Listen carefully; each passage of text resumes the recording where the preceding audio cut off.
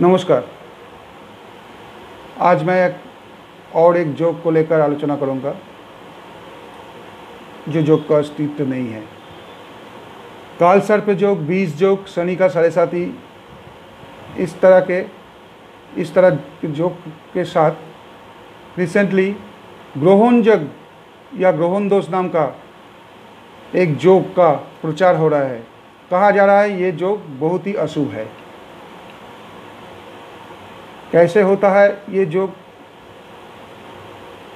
बोल रहा है कि जो लोग ये जोक का अशुभ फल प्रचार कर रहे हैं, वो लोग बोल रहा है कि चंद्रमा या रवि मतलब सूर्य, राहु या केतु के साथ एक राशि में रहने से ये ग्रहण योग होता है। और ग्रहण योग में जिस लोगों का जन्म होता है उनका जीवन का हर क्षेत्र में डिससेटिस्फेक्शन आता है, बाधा आता है, ऑब्स्ट्रक्शन आता है। कर्म स्थान में स्टैब्लिशमेंट आता नहीं है, सक्सेस में हर तरह के ऑब्स्ट्रक्शन आता है। फिजिकल, मेंटल, फिनेंशियल बहुत ही कष्ट भोग होता है और लाइफ बहुत ही अस्थिर हो जाता है, जिसे कहते हैं सुख में ग्रहण लग गया है, ऐसा कह रहा है।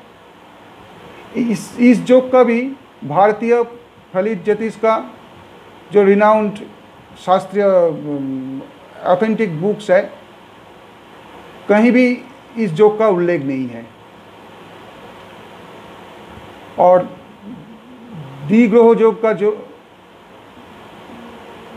विचार है उसमें भी क्लासिकल टेक्स्ट में कहीं इस जोक का उल्लेख नहीं है। जातक शास्त्र में राहु और केतु का कोई भूमिका ही ब्रह्मवीर ने स्वीकार नहीं किया था। बृहद जातक ग्रंथ में राहु और केतु का कोई उल्लेख नहीं है। और इस बृहद जातक को छोड़ के दूसरा जो क्लासिकल टेक्स्ट का ग्रंथकार है, लेखक है, उन लोगों ने भी इस द्विगोजोग का फल विचार में राहु या केतु का संयोग का कोई फल नहीं बताया। पराशरी हर शास्त्र में राहु और केतु का इंडिविजुअल फल स्वीकृत नहीं है।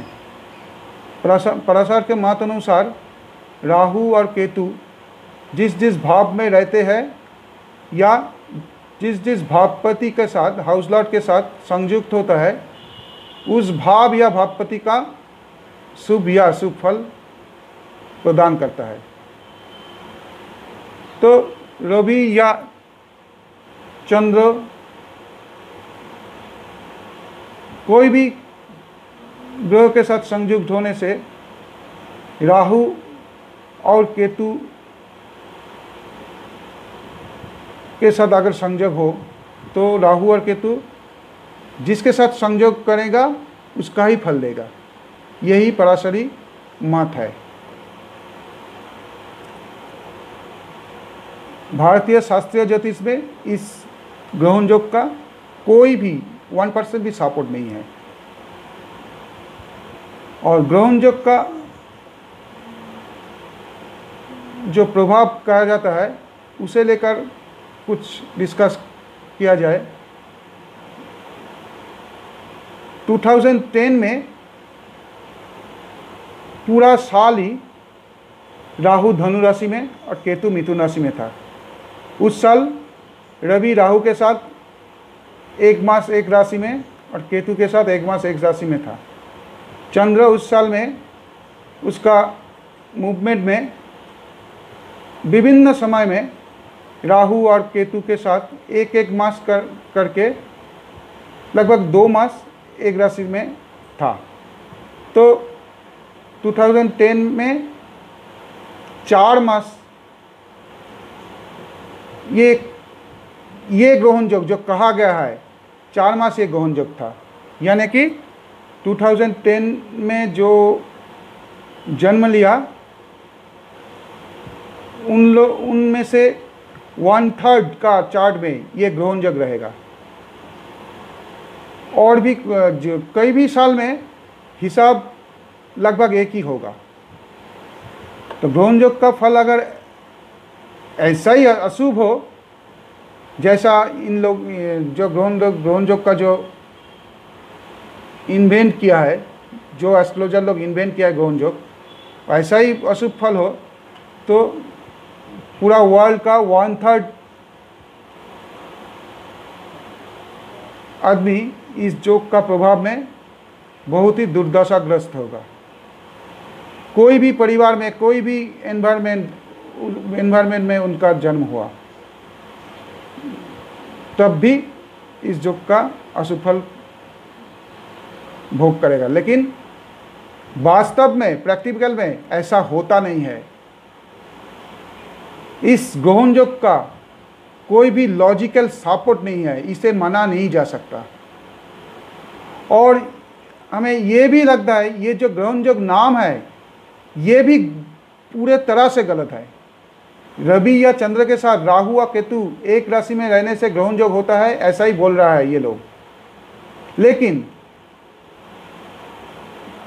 किसी का जन्म कुंडली में रवि और राहु, रवि और केतु, चंद्र और राहु एंड चंद्र और केतु, इनमें से कोई भी एक राशि में रहने का अर्थ ये नहीं कि वो ग्रहण काल में जन्म लिया है। 2010 जो बताया पहले, 2010 में इस कहा गया ग्रहण दोष का ड्यूरेशन था 4 मास, 4 मंथ, यानी कि 2880 घंटे।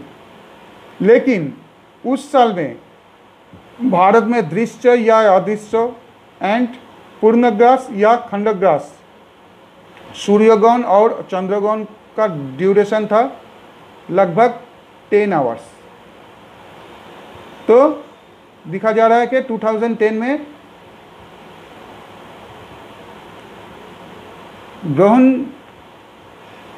ग्रहणकालीन जन्म लिया था 0.003% पीपल।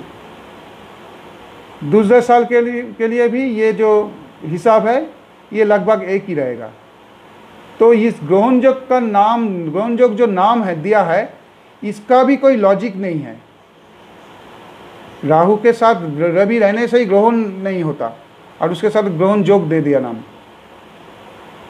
और राहु रवि का अपोजिट में जाने के लिए क्या होगा, या केतु ग्रहण कारक नहीं है, ये सब क्वेरी हम नहीं कर रहे हैं। फिर भी रवि या चंद्रमा के साथ राहु या केतु का अब एक साथ अवस्थान में श्रेष्ठ ग्रहण योग का शास्त्रीय प्रूफ या लॉजिक नहीं रहने से भी ये योग को हम मानने के लिए तैयार है। अगर इन योग का जो इन्वेंटर है उनके द्वारा कहा गया अशुभ फल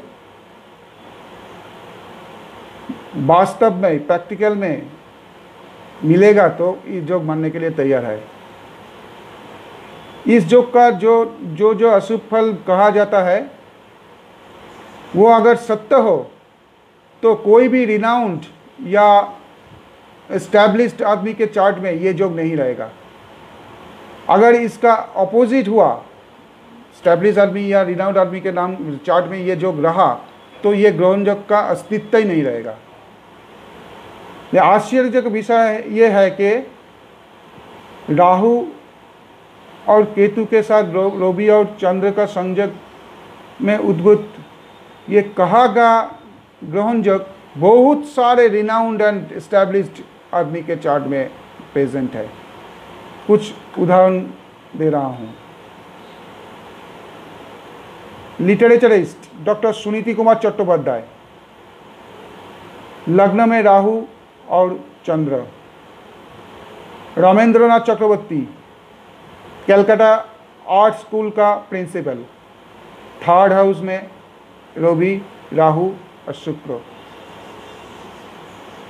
famous, renowned and famous writer, बहुत पुरस्कार मिला है और ऑनर मिला है, आशापूर्णा देवी। इनका 12th हाउस में रवि, केतु और शुक्र।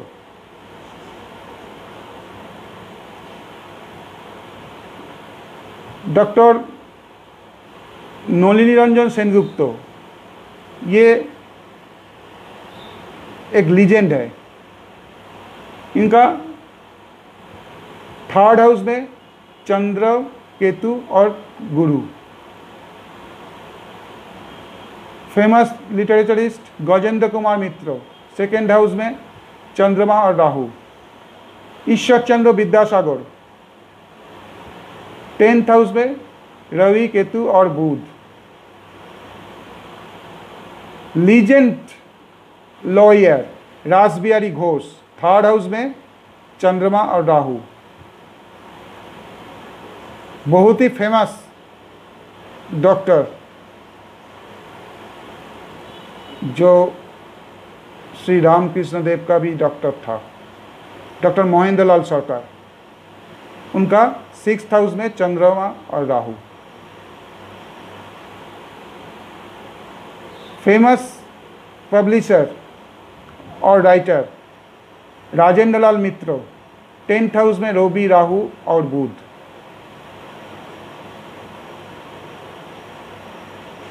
नाटक का जगत में बहुत ही नामी और लीजेंड है कलकत्ता का गिरीश चंद्र घोष, उनका 3rd हाउस में चंद्रमा और केतु। तो इस दृष्टांत जो दिया हूँ, इस एग्जाम्पल के द्वारा यही समझ में आ रहा है कि इस जोक का कुछ भी अशुभ फल इन लोगों के लाइफ में बना नहीं। तो इसका जो अशुभ फल कहा जा रहा है, अगर इन लोगों के चार्ट में इनका कोई नेगेटिव इफेक्ट होता तो ये माना जाता कि इसका इफेक्ट हो सकता है, लेकिन देखा जा रहा है कोई भी अशुभ फल नहीं मिला। रिनाउंड आदमी को छोड़ के भी मैंने अपने प्रैक्टिस लाइफ में बहुत सारे ऐसा आदमी देना है जो बड़ा गवर्नमेंट ऑफिसर है, वो प्रोफेसर है या गवर्नमेंट सर्विस करता है, अच्छा चलता है, बहुत दिनों से जानता हूँ, इसका चार्ट में है ये रवि के साथ राहु या केतु या चंद्रमा के साथ राहु या केतु, बहुत सारे देखा है, लेकिन उसके लाइफ इतना बर्बाद नहीं हुआ है जैसा कहा गया है। कुछ प्रॉब्लम आता है, उसका अलग जॉब रहता है। तो इसका जो नेगेटिव इफेक्ट कहा जा रहा है, इससे भयभीत होने का कोई भी कारण नहीं। कालसर्प के तरह ही ये भी भयभीत होने का कोई कारण नहीं। एक्चुअली पहले भी बताया हूँ दूसरे वीडियो में कि 2 ग्रहों का योग संपूर्ण फल नहीं दे पाता। एक हॉरोस्कोप को जांच करने के लिए बहुत सारे साइट देखना पड़ता है, बहुत सारे साइट देख के उसका फल बताया जाता है। 2 ग्रहों का एक योग वो सारे फल को तोड़ नहीं सकता। 2 ग्रह का कुछ योग हो सकता है, ऑब्स्ट्रक्शन आएगा तो अगर काम होना है, ये ऑब्स्ट्रक्शन लगेगा तो ऑब्स्ट्रक्शन के बाद काम होगा, जीवन व्यर्थ नहीं होगा। ये जो ग्रहण योग है ये पूरी मनगढ़ा है। इसका जो अशुभ फल प्रचार किया है वो अपने स्वार्थ सिद्धि के लिए अशुभ फल कहा जा रहा है। इससे भयभीत होने का कोई भी कारण नहीं। आप लोग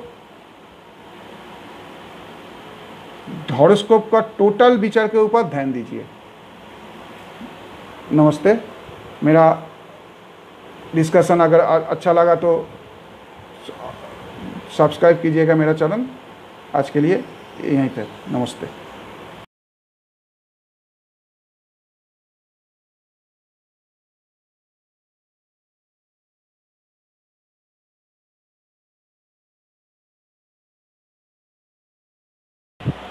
नमस्ते।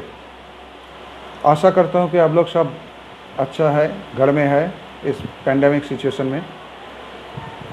आज मैं आपके सामने फिर एक टॉपिक लेकर आया है। जैसे कि मैंने मेरा पिछले वीडियो में कुछ ऐसे टॉपिक को लेकर डिस्कस किया है जो टॉपिक बहुत ही चर्चित है एस्ट्रोलॉजिकल ग्राउंड में, कॉमन पीपल के मन में, लेकिन वो सब जोक का ऑथेंटिसिटी बिल्कुल ही नहीं है। उसी प्रकार का एक जोक को लेकर आज मैं डिस्कस करने जा रहा हूँ, जो जोक को कहा जाता है गुरु चंडाल जोक या गुरु चंडाल दोष। अगर आप लोगों में से किसी ने मेरा ये वीडियो अभी तक, मेरा चैनल अभी तक सब्सक्राइब नहीं किया तो चैनल को सब्सक्राइब कर लीजिए। इसी तरह का टॉपिक को लेकर डिस्कशन चलता रहेगा और मेरा वीडियो ज़रूर लाइक करके कमेंट करना। आपके मन में जो भी है, अच्छा लगा या बुरा लगा, जो भी है कमेंट बॉक्स में कमेंट कीजिएगा। तो आज का डिस्कशन है गुरु चंडाल दोष को लेकर। ऐसे कहा जाता है कि जन्म कुंडली में अगर राहु और गुरु एक साथ हो, और किसी किसी के मत अनुसार राहु के सप्तम में अगर गुरु हो तो ये जग बनता है। इसका जो प्रवक्ता है, जो लोग इस जोग का प्रचार करते हैं, उन लोगों का कहना है, मतलब उन एस्ट्रोलॉजर्स का कहना है कि ये जोग बहुत ही अशुभ है। ये जोग रहने से जीवन में सब समृद्धि, प्रतिष्ठा, सब कुछ विफल हो जाता है, कुछ भी नहीं मिलता। उनका करियर भी स्टेबल नहीं होता, फिनेंशियल भी हानि होता है, मान सम्मान हानि होता है, सब कुछ ही बुरा होता है। ये गुरु चंडाल जो जोग है, ये आधुनिक काल का ज्योतिषी लोगों का आविष्कार नहीं है। पहले भी इसका बात सुना जाता था, लेकिन एक्सपीरियंस जो एस्ट्रोलॉजर है वो लोग इस जोग को कभी भी गुरुत्व नहीं दिया था। राहु का संयोग में गुरु का बल कुछ ह्रास होता है, ये हम लोग सुना है। लेकिन ये भी सही है कि गुरु का बल कम हो गया या नहीं, उसको लेकर सिद्धांत लेने से पहले राहु का शुभ या अशुभत्व और गुरु का स्ट्रेंथ या बल ये भी विचार करना चाहिए। फलित ज्योतिष का या प्रेडिक्टिव एस्ट्रोलॉजी का जो एंसेंट टेक्स्ट है, जो ग्रंथ है ऋषि महर्षियों का लिखा हुआ, उनमें से ये जोग नहीं है, कहीं भी यह जोग नहीं है। और कुछ साल पहले, मतलब 50 या 100 साल पहले या इसके अंदर, जो फेमस एस्ट्रोलॉजर्स है, जिनका ग्रंथ है, उनमें भी ये जोग को लेकर कुछ भी डिस्कशन नहीं है। एकमात्र बंगाल का बहुत ही फेमस एस्ट्रोलॉजर कुछ साल पहले का, 50 या 100, उससे भी ज़्यादा 100 साल पहले का, नरेंद्रनाथ बागल, उसका लिखित भारत में ज्योतिष चर्चा और कुंडली विचार का सूत्र, ये ग्रंथ का नाम है। इसमें गुरु चंडाल जोग लिखा हुआ है।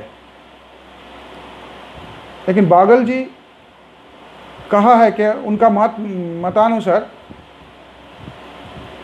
गुरु अगर राहु के साथ हो या गुरु के सप्तम में अगर राहु हो तो ये गुरु चंडाल दोष होता है। इस जोग में गुरु अगर अशुभ है तो जातक का नीति भ्रष्ट होता है, ज्ञान और विद्या का दंभ प्रकाश पाता है और रोगाक्रांत होता है। इसे ख्याल करना चाहिए। उन्होंने कहा है गुरु अगर अशुभ हो तो। लेकिन जो प्राचीन और प्रामाण्य ज्योतिष ग्रंथ है, जैसे कि बृहद जातक, जातकाभारम, फलदीपिका, इन ग्रंथों में सब 2 ग्रहों का जोग तो विवृत हुआ है, लेकिन राहु केतु को राहु केतु के साथ बाकी कोई भी ग्रहों के साथ संयोग के जो योग मिलता है, राहु के साथ मंगल या राहु के साथ गुरु या राहु के साथ शनि, ऐसा कोई राहु या केतु के साथ कोई दूसरा ग्रहों का संबंध में जो योग बनता है, ऐसा कोई योग लिखा नहीं या लिखित नहीं हुआ है।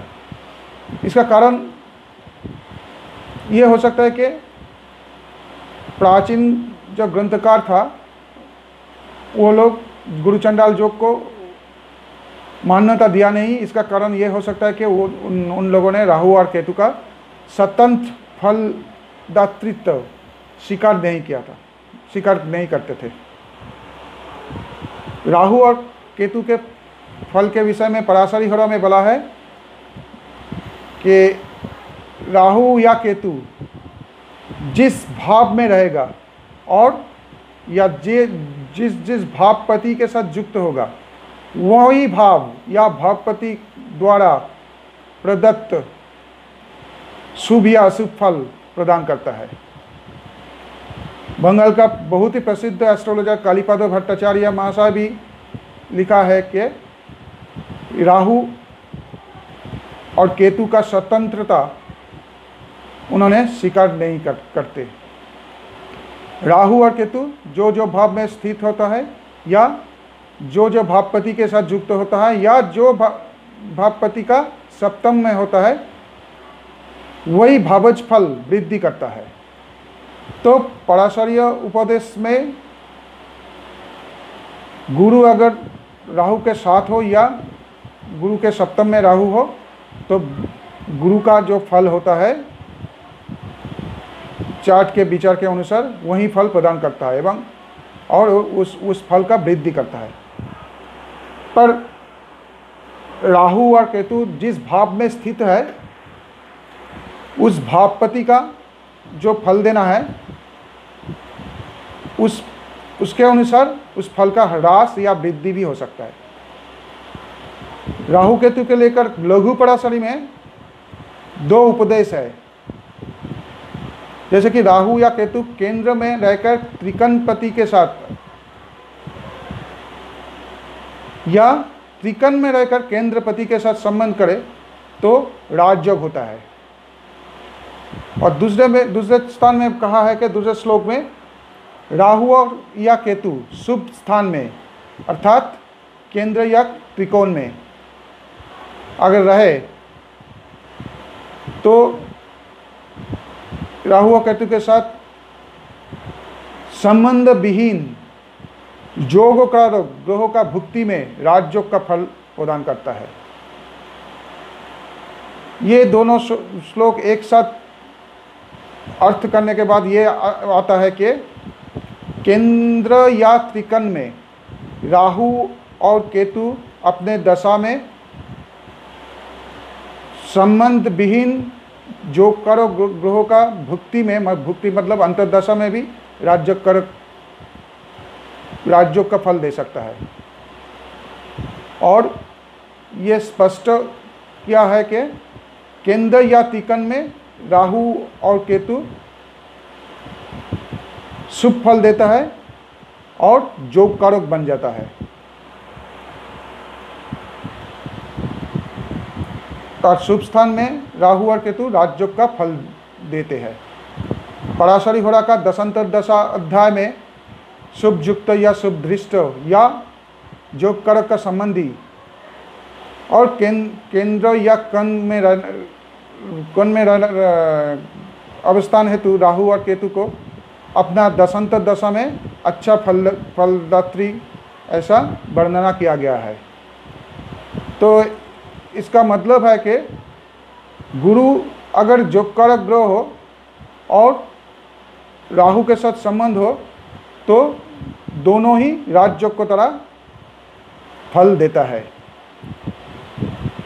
और इसके साथ क्या केंद्र और कण में या केंद्र या कण में राहु अगर रहे तो उसमें शुभ फल बढ़ जाता है। और उस राहु का सहित अगर गुरु का संयोग हो तो उस शुभ फल का कोई भी हानि नहीं होता है। पराशरी होरा के दशांतर दशा संपर्कित जो अध्याय है, उस अध्याय में जो अध्याय, उस अध्याय में कुछ राशि चिन्हित हुआ है। जो राशि में राहु का अवस्थान में उसका दशा या अंतर्दशा शुभ होता है, यह कहा गया है। जैसे कि तुंग स्थान में पराशर के अनुसार वृष राहु का तुंग स्थान है। मूल त्रिकोण राशि में कर्कट या मिथुन में, अपना स्वगृह में यानी कि कन्या में, ये सब जगह में अगर राहु रहे तो राहु का दशा शुभ होता है। कर्कट, कन्या, वृश्चिक और धनु राशि स्थित राहु उनके दशा में और अपना अंतर्दशा में शुभ फल देता है। और मेष, वृष, कर्कट, सिंह, कन्या, धनु और मीन राशि में अगर राहु हो तो शनि का दशा में राहु का अंतर्दशा में शुभ फल देता है। राहु का अवस्थान का हिसाब से शुभ राशि जो कहा गया है पराशर हरा में, उसमें थोड़ा विभ्रांति आता है। दूसरे ज्योतिष ग्रंथों में भी राहु का अवस्थान हेतु शुभ राशि अन्य राशि का उल्लेख दिखा जाता है। जैसे कि फलदीपिका में कहा गया है कि मेष, वृष, कर्कट, वृश्चिक और कुंभ राशि में राहु बलवान होता है। लेकिन उस ग्रंथ में ही दूसरे जगह में दशा फलाध्याय कहा है कि कन्या, वृश्चिक और मीन राशिस्थ राहु शुभ फल देता है। सर्वत्र चिंतामणि का मतानुसार मेष, वृष, कर्कट, कन्या, धनु और मीन राशिस्थ राहु शुभ फल देता है दशा में। जातक परिजात ग्रंथानुसार मेष, वृष, कर्कट, कन्या, वृश्चिक और कुंभ राशि का राहु बलवान होता है। हम लोगों को लगता है कि इस विषय में मानसागरी पद्धति का उपदेश ही सबसे बेहतर है। इसमें कहा गया है कि वृष, कर्कट, सिंह, कन्या राशिस्थ राहु अतीब शुभ है। इसके साथ हम लोग मिथुन राशि को जोग कर सकते हैं, क्योंकि पराशर के मत अनुसार मिथुन राहु का मूल त्रिकोण और जातक परिजात के अनुसार राहु का तुंग स्थान। भावगत अवस्थान के शुभ या अशुभत्व को लेकर भावत्व रत्नाकर में चतुर्थ, पंचम, दशम और एकादश और केंद्रकन में राहु का अवस्थान शुभ कहा गया है। जातक परिजात ग्रंथकार दशम भाव को राहु का अवस्थान के लिए विशेष तरह से शुभ कहकर चिन्हित किया है। पराशर ईहरा में भी दशाफल में केंद्र, त्रिकोण, तृतीय, एकादश और शुभ राशि में राहु के शुभ फलप्रद बल कहा गया है। तो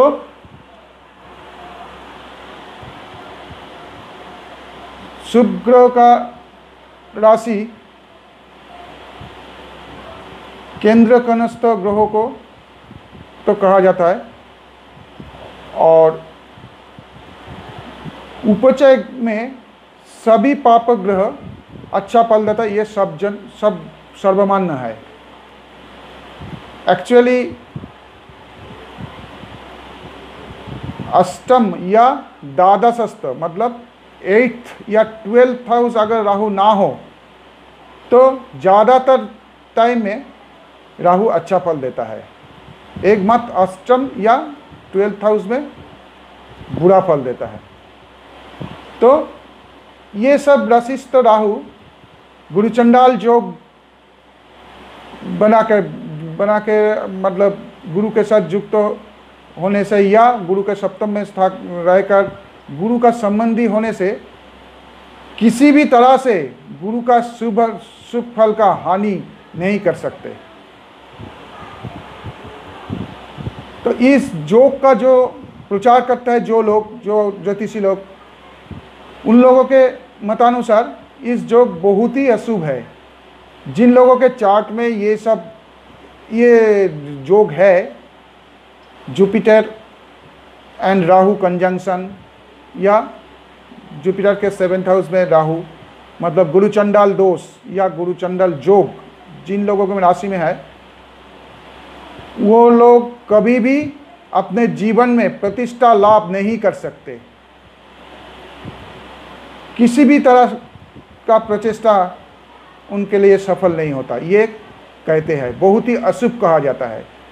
उसका उन्नति में बहुत ही बाधा आता है। अपने अपने क्षेत्र में प्रतिष्ठा पाने से रोक देते हैं।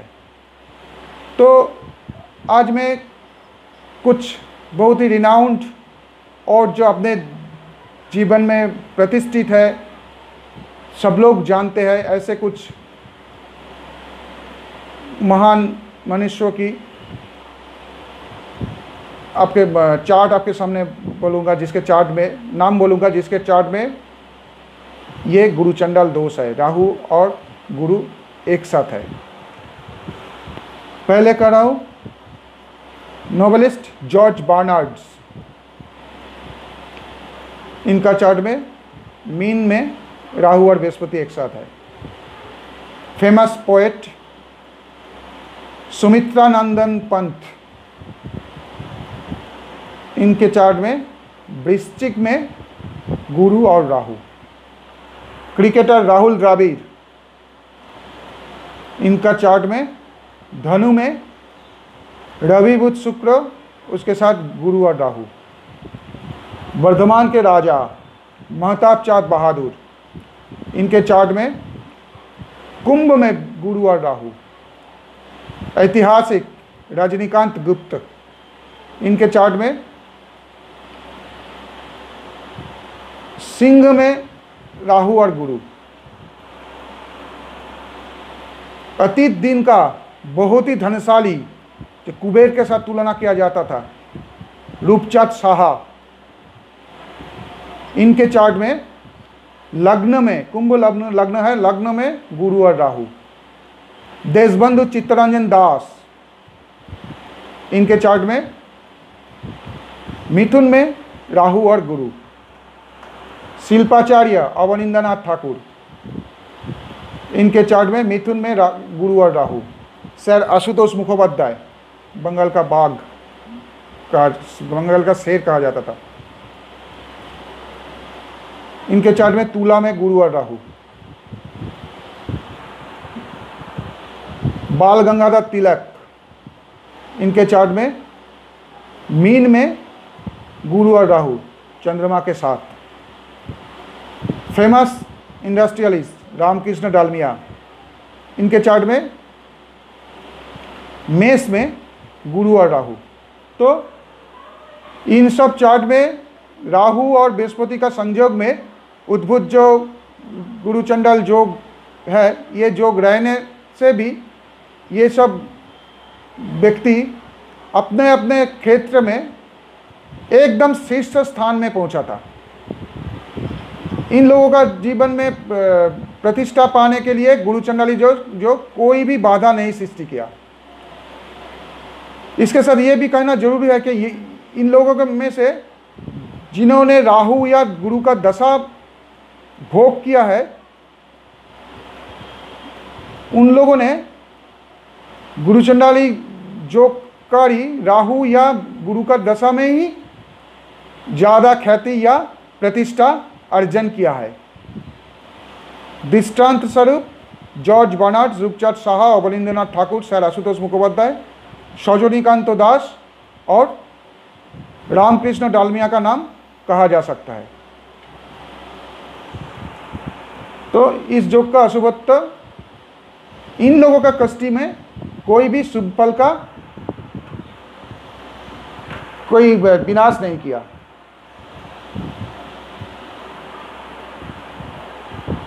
अच्छा, पूर्वे इससे पहले कहा है कि कोई एस्ट्रोलॉजर ने गुरु का सप्तम में अगर राहु हो उसे भी गुरुचंडाल दोष होता है, ये कहा है। तो ऐसा कुछ दृष्टांत उदाहरण या एग्जाम्पल आपके सामने रखता हूँ। ब्राह्म धर्म का प्रचारक केशव चंद्र सेन, इनका गुरु के सप्तम में राहु है। महात्मा गुरु नानक, इनका भी गुरु के सप्तम में राहु है। महाराज जतीन्द्र मोहन ठाकुर, इनका भी गुरु के सप्तम में राहु है।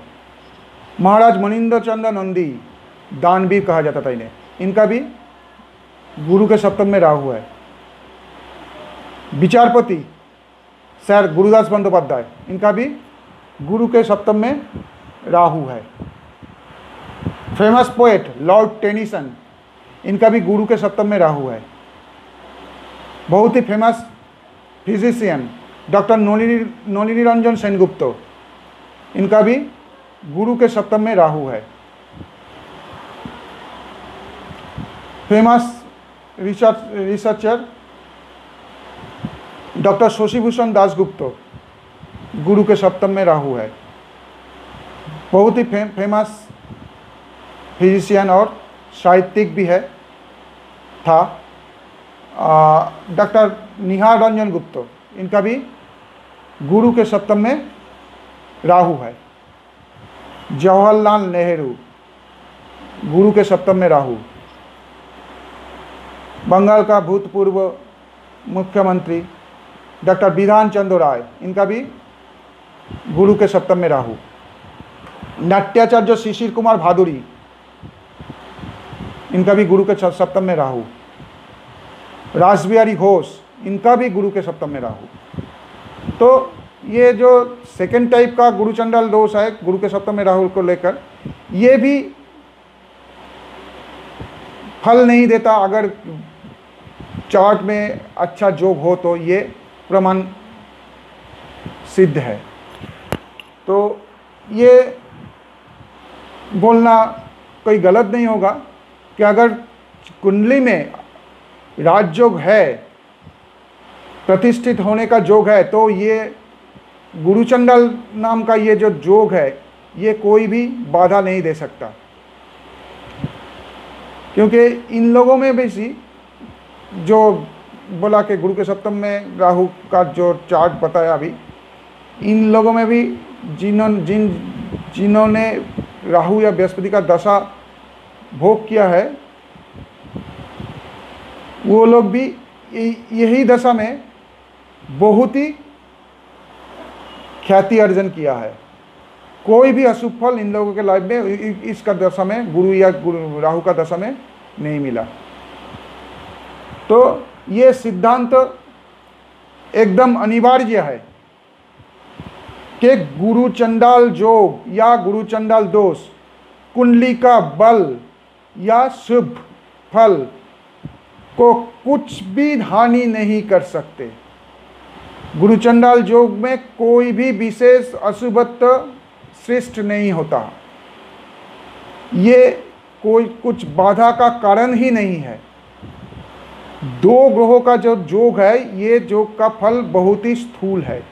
असली चीज़ है कुंडली का मेन स्ट्रेंथ देखकर, ग्रह कौन पोजीशन में है, कौन भावपति कौन भाव में है, किसके साथ किसका दृष्टि, किसके ऊपर किसका दृष्टि है, कौन ग्रह कौन किसका घर में बैठा है, वो उसका मित्र हाउस है या शत्रु हाउस है, ये सब देखकर जो फल निकलता है वही असली फल है।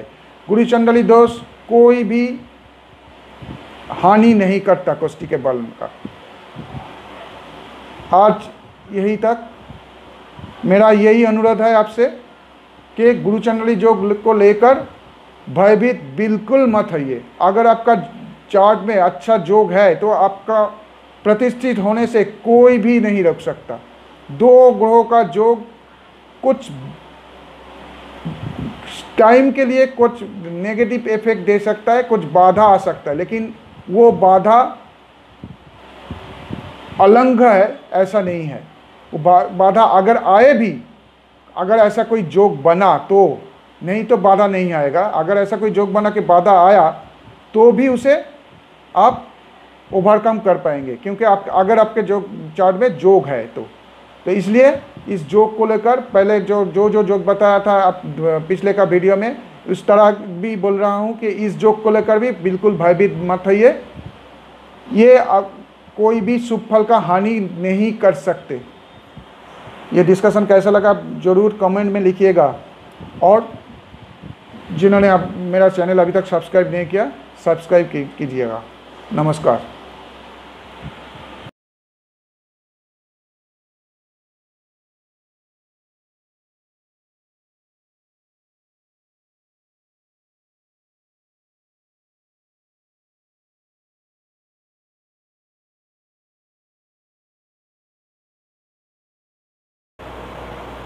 नमस्कार। आज मैं एक जोक को लेकर डिस्कशन करूंगा। इसके पहले शनि के साढ़े साथी काल सर्प योग, इस जोक के विषय में डिस्कशन किया था। आज उस टाइप का ही एक जोक लेकर डिस्कशन करूंगा जिसका कोई बेस नहीं है, वो है 20 जोक।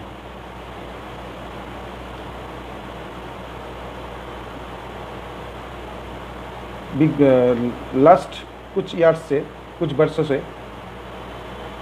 कुछ ज्योतिषियों का कहना है कि ये जोग अगर किसी का कुंडली में रहे तो उसका पूरा जीवन बहुत ही खतरनाक हो जाता है।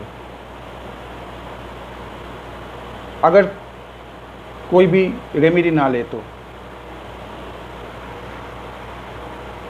20 जोग कैसे होता है?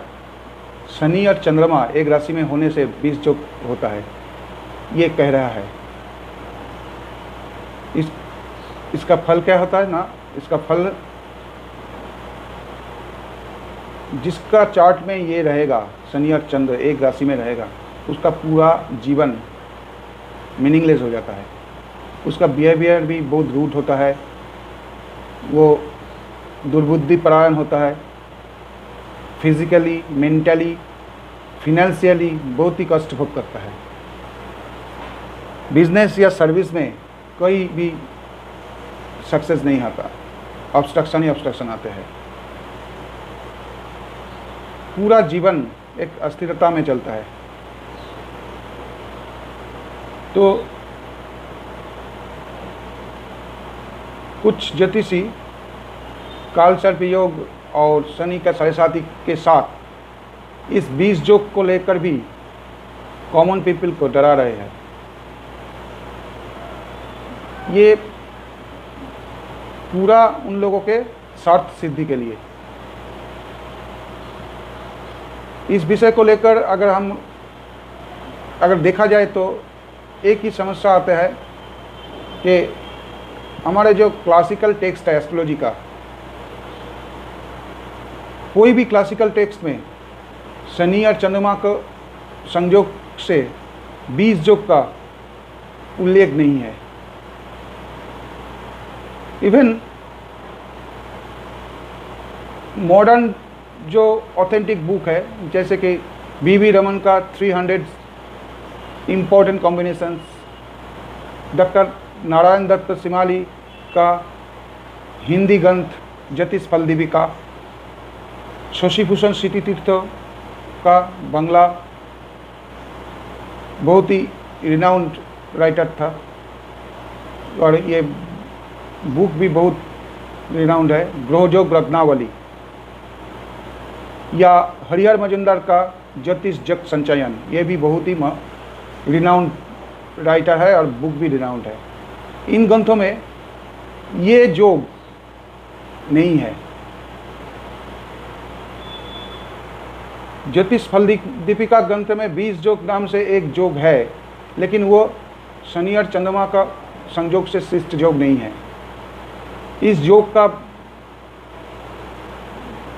ऐसा कहा गया है कि लग्न से 3rd हाउस में नीच या शत्रुग्रहगत कोई ग्रह रहे और वो पाप दृष्ट हो तो ये जोग होता है। इस जोग का रिजल्ट में वो नेटिव 20 प्रयोग मतलब पॉइजन देकर मृत्यु होने का चांस रहता है। एक जोग के हिसाब से ना होने पर भी दोनों ग्रहों का जोग का हिसाब से चंद्र और शनि का संयोग का फल कुछ प्राचीन ज्योतिष ग्रंथ में है, जैसे कि बृहद जातक। इनमें एक श्लोक है, उसका मर्मार्थ है कि अगर शनि और चंद्रमा एक राशि में एक साथ हो तो उस जातक का, जिस नारी का सेकेंड मैरिज हुआ है, उसका गर्भ में जन्म होता है। जातक परिजात में कहा गया है कि इस जोग से नेटिव बुरी पत्नी का हस्बैंड होता है। पितृनिंदक मतलब फादर के बारे में गलत बात करता है और फिनेंशियल लॉस होता है। शरावली में कहा गया है कि इस जोग से जातक का पत्नी बहुत ही फिजिकली रोग भोग करता है, हस्ती अश्य का तत्वावधायक होता है, मतलब देखभाल करता है, दूसरे का वशीभूत होता है और धनहीन होता है, मतलब फिनेंशियल गेन नहीं था रहता, और किसी भी काम पे डिफीटेड होता है।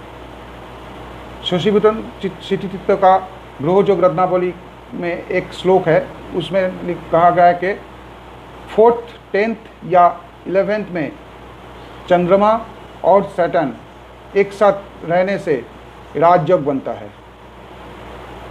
फलदीपिका में बृहद जातक के जैसा ही फल बताया गया है, और जातकाभरणम में कहा गया है कि इस जोग का, जिस जातक का चार्ट में ये जोग रहता है, वो जातक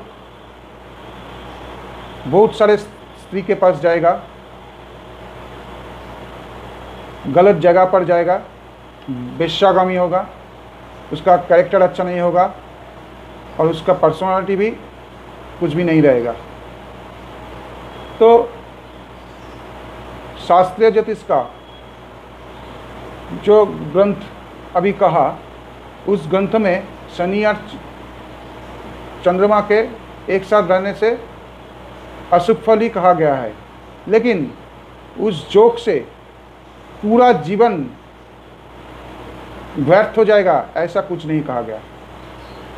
लेकिन प्राचीन ग्रंथ में अगर स्वीकृत ना हो, तब भी अगर वास्तव में ये जो फल रहा है ऐसा दिखाई दिया, तो वो जोग को माना जा सकता है। इस जोग का जो कहा गया है इस जोग के बारे में, ये अगर सही है तो कोई भी रिनाउंड या इस्टेब्लिश्ड आदमी के जन्म कुंडली में ये जोग नहीं दिखा जाएगा, पर बहुत सारे रिनाउंड और वेल एस्टेब्लिश्ड आदमी के जन्म कुंडली में ये जोग दिखा जाता है। ऐसे तो मैंने भी बहुत सारे मेरे क्लाइंट के चार्ट में देखा है शनि और चंद्र का ये जोग, जो वेल एस्टेब्लिश है। कोई गवर्नमेंट सर्विस करता है, बहुत ही हायर रैंक होल्ड करता है, कोई बिजनेसमैन है, बहुत अच्छा बिजनेस होता है, कोई भी पूरा जीवन बुरा हो जाने की तरह कोई भी प्रॉब्लम उसके जीवन में नहीं आया। कुछ रिनाउंड पर्सन्स का जन्म कुंडली का उल्लेख यहाँ कर रहा हूँ मैं, देख लीजिए। इन लोगों के चार्ट में शनि या चंद्रमा का जोग है, लेकिन ऐसा कुछ बुरा नहीं हुआ।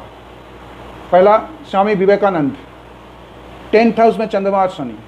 देशप्रिय जतीन्द्र मोहन सेनगुप्त, 6th हाउस में चंद्रमा और Shani. Scientist Satyendranath Bose, 4th house में चंद्रमा और शनि। रिनाउंड नोवेलिस्ट बलाईचांद मुखोपाध्याय, जिसे बोन फूल के नाम से भी जाना जाता है, उनका 11th हाउस में चंद्रमा और Shani. First president of India doctor Rajendra Prasad, 5th house में चंद्रमा और शनि। लॉर्ड सत्येंद्र प्रसन्न सिंह 4th हाउस में चंद्रमा शनि। श्री अरविंद, ऋषि अरविंद 6th हाउस में चंद्रमा शनि। गुरु नानक 10th हाउस में चंद्रमा शनि।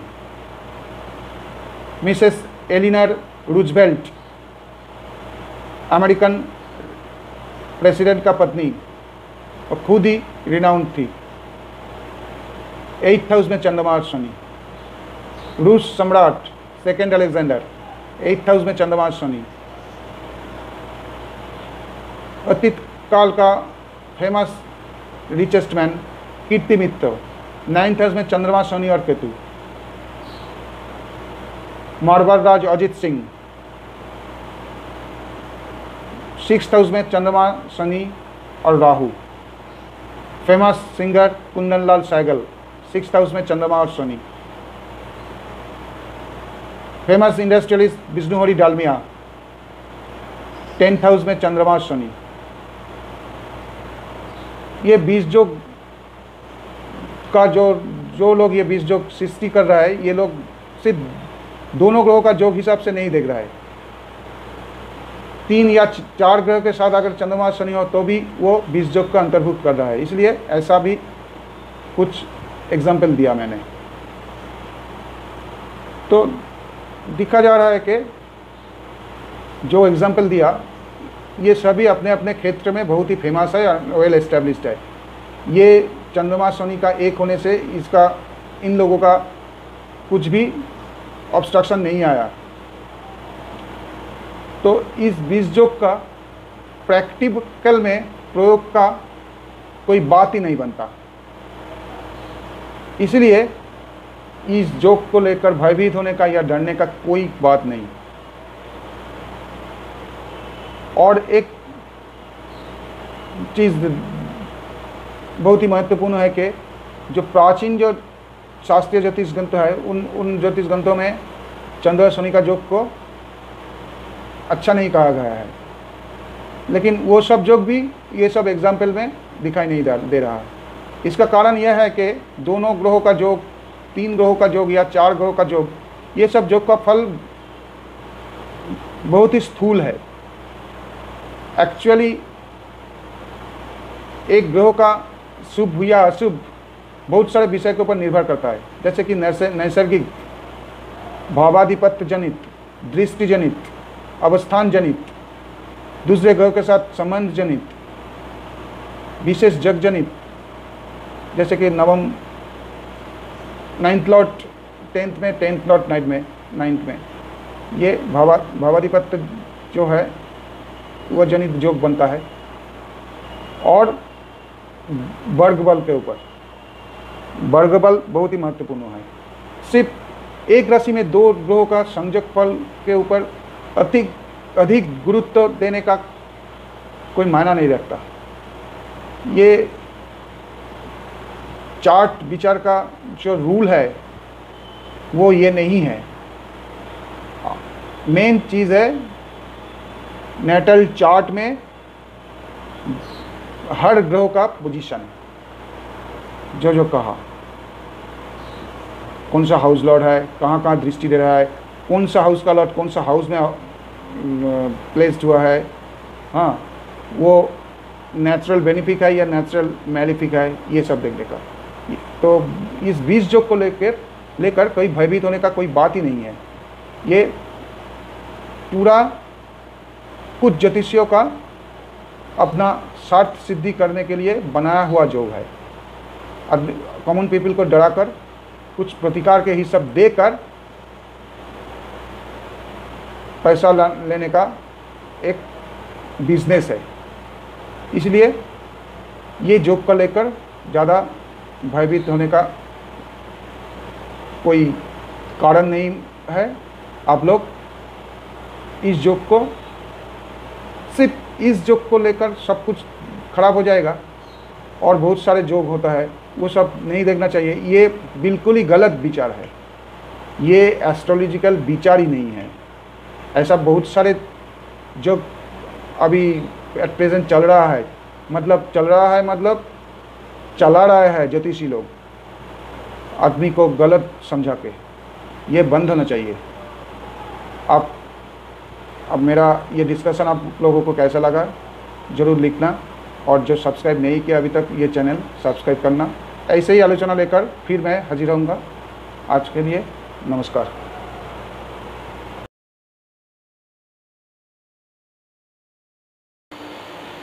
नमस्कार। आज मैं शनि का 7.5 के फल को लेकर आलोचना करूंगा। पिछले कुछ सालों से ही ये शनि का 7.5 को लेकर कुछ ज्योतिष अखबार पर और इलेक्ट्रॉनिक्स मीडिया पर, यानी कि टीवी चैनल पर और दूसरे मीडिया पर बहुत ही बुरा फल प्रचार कर रहा है शनि के 7.5 का, और सबको इसका रेमेडी लेने के लिए कह रहा है। एक डर का माहौल तैयार कर रहा है। तो मेरा आज का आलोचना इस प्रेक्षित पर है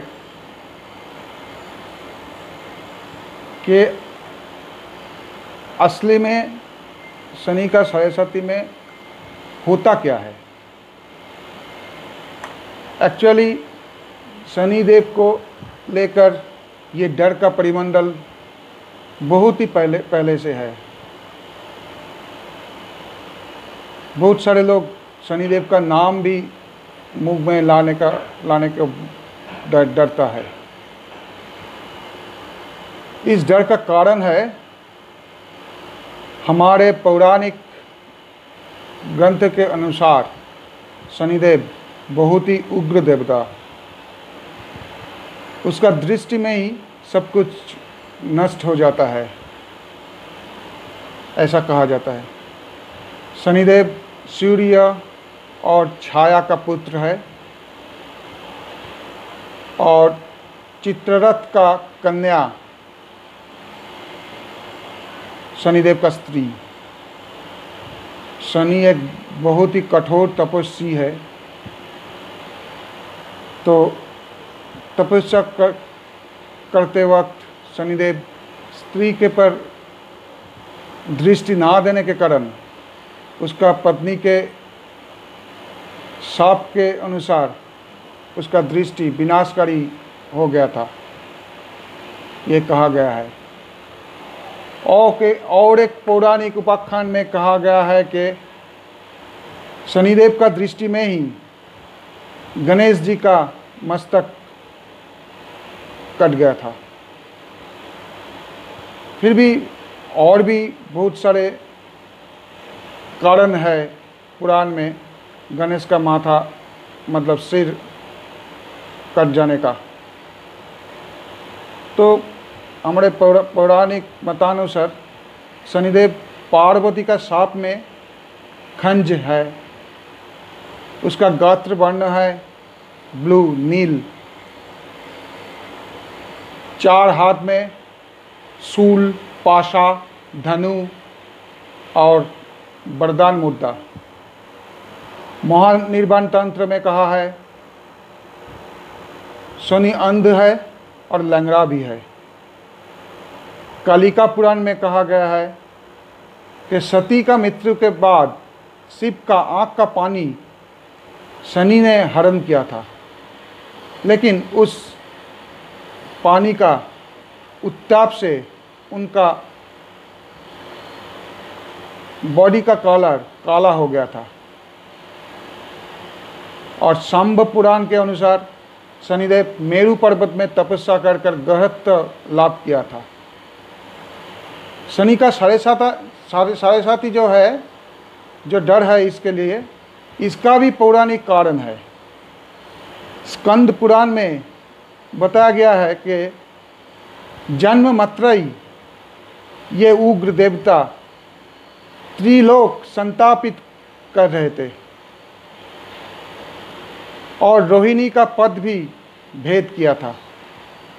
उनका पिता का पदोदय मतलब पैर, दोनों पैर उसका दृष्टि में भस्म हो गया था। तो इस सब कर्म से संकित देवता ब्रह्मा का शरणापन्न हुआ था। ब्रह्मा ने सूर्य के निकट जाने के लिए कहा था और बोलने के लिए कहा था कि सूर्यदेव को कहना कि उन्होंने उनका पुत्र को संयत करे, लेकिन सूर्य भी अपनी अक्षमता बताने पर देवतारा जो सब देवियाँ है सब लोग मिलकर विष्णु के पास गए, लेकिन ब्रह्मा या विष्णु कोई भी शनि के पास जाने के लिए सम्मत नहीं हुआ। तब सब मिलकर भगवान महादेव यानी कि शिव जी के पास गए। महादेव शनिदेव को बुलाकर कहा कि तुम ऐसा पूरा जगत को पीड़ित मत करो। शनिदेव महादेव को कहा कि उनकी खाने की और रहने की बंदोबस्त करने के लिए।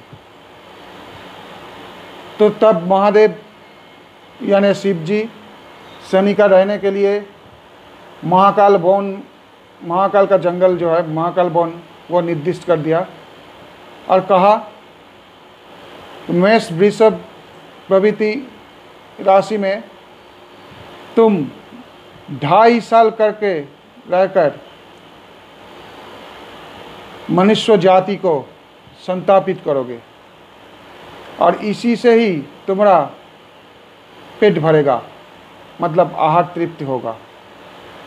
ये पौराणिक जो कहावत है यही शनि का साढ़े साती का जो डर है इसका कारण है। साढ़े साती होता क्या है? जन्म राशि उनका द्वितीय और द्वादश, ये 3 राशि में शनि 2.5 साल करके 7.5 बरस गोचर में अवस्थान करता है। इसे ही साढ़े साती कहते हैं।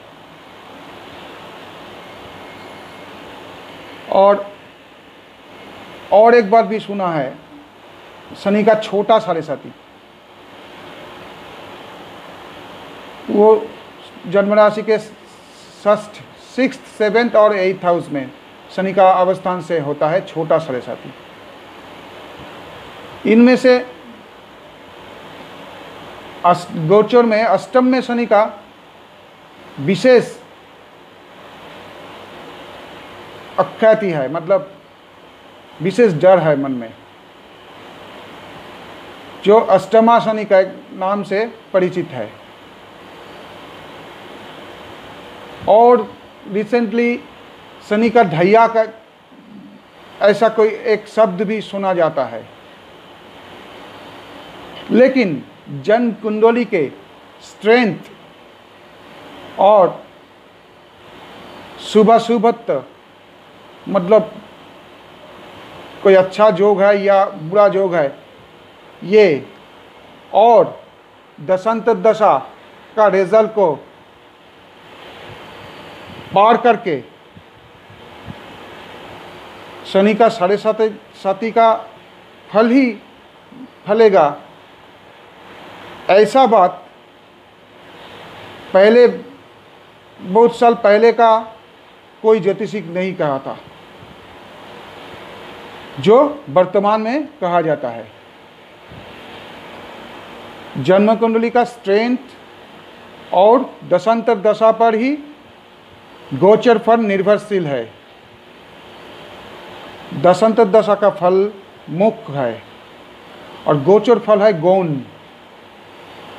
इसे छोड़ के कोई भी ग्रह का सिर्फ राशि में अवस्थान ही गोचर फल विचार में एकमात्र विचार्य नहीं है। वैसा फल स्थूल होगा। और गोचर विचार में ग्रहों का राशिगत अवस्थान को छोड़ के भी और बहुत सारे चीज़ है, बहुत सारे साइड है देखने का, जो ज्योतिषी लोगों को याद रखना है। ये सब लोग जानते हैं कि गोचर में कोई भी ग्रहों का अवस्थान हेतु फल अशुभ अगर हो, फिर भी उस ग्रह का अगर राशि में संचारकालीन चंद्र शुद्धि हो तो वो अशुभ फल नहीं रहता, परंतु अशुभ माना जाता है। ये ठीक नहीं। चंद्र शुद्धि होने से अशुभ फल तो नहीं होता, बल्कि उसका नेगेटिव उल्टा होता है, अच्छा फल होता है। हमारा ट्रेडिशनल एस्ट्रोलॉजी में कहा गया है कि क्योंकि चंद्रमा को आश्रय करके ही सब ग्रह शुभ या अशुभ फल देते हैं, इसलिए किसी भी ग्रह का राशि में संचारकालीन चंद्रमा अगर शुभ हो तो उस ग्रह का गोचर फल अशुभ होने पर भी वास्तव में अशुभ नहीं होता है। इस कारण में ही किसी भी ग्रह का राशि में संचारकालीन चंद्र शुद्धि हो तो गोचर फल शुद्ध होता है। राशिगत या राशि में अवस्थान जनित अशुभ फल होने पर भी, और केवल मात्र चंद्र शुद्धि नहीं, किसी भी ग्रहों का राशि के संचार के टाइम में अगर जन्म राशि बलवान है, अच्छे शुभ ग्रह द्वारा दृष्ट हो, वही शुभ ग्रह गोचर अवस्थान से, तब भी गोचर में अशुभ फल नहीं होता है। ये सब शास्त्रीय ज्योतिष में कहा गया है, मैं नहीं कर रहा हूं। तो ऐसा होने से अशुभ गोचर नहीं होता, लेकिन अगर इसका उल्टा हुआ तो उल्टा फल होगा। तो ये सिद्धांत लेना ठीक रहेगा कि शनि का गोचर फल में साढ़ेसाती होने पर भी ये देखना पड़ेगा कि राशि में संचारकालीन चंद्र शुद्धि था या नहीं, या उस समय में जन्म राशि कोई बलवान शुभ ग्रह द्वारा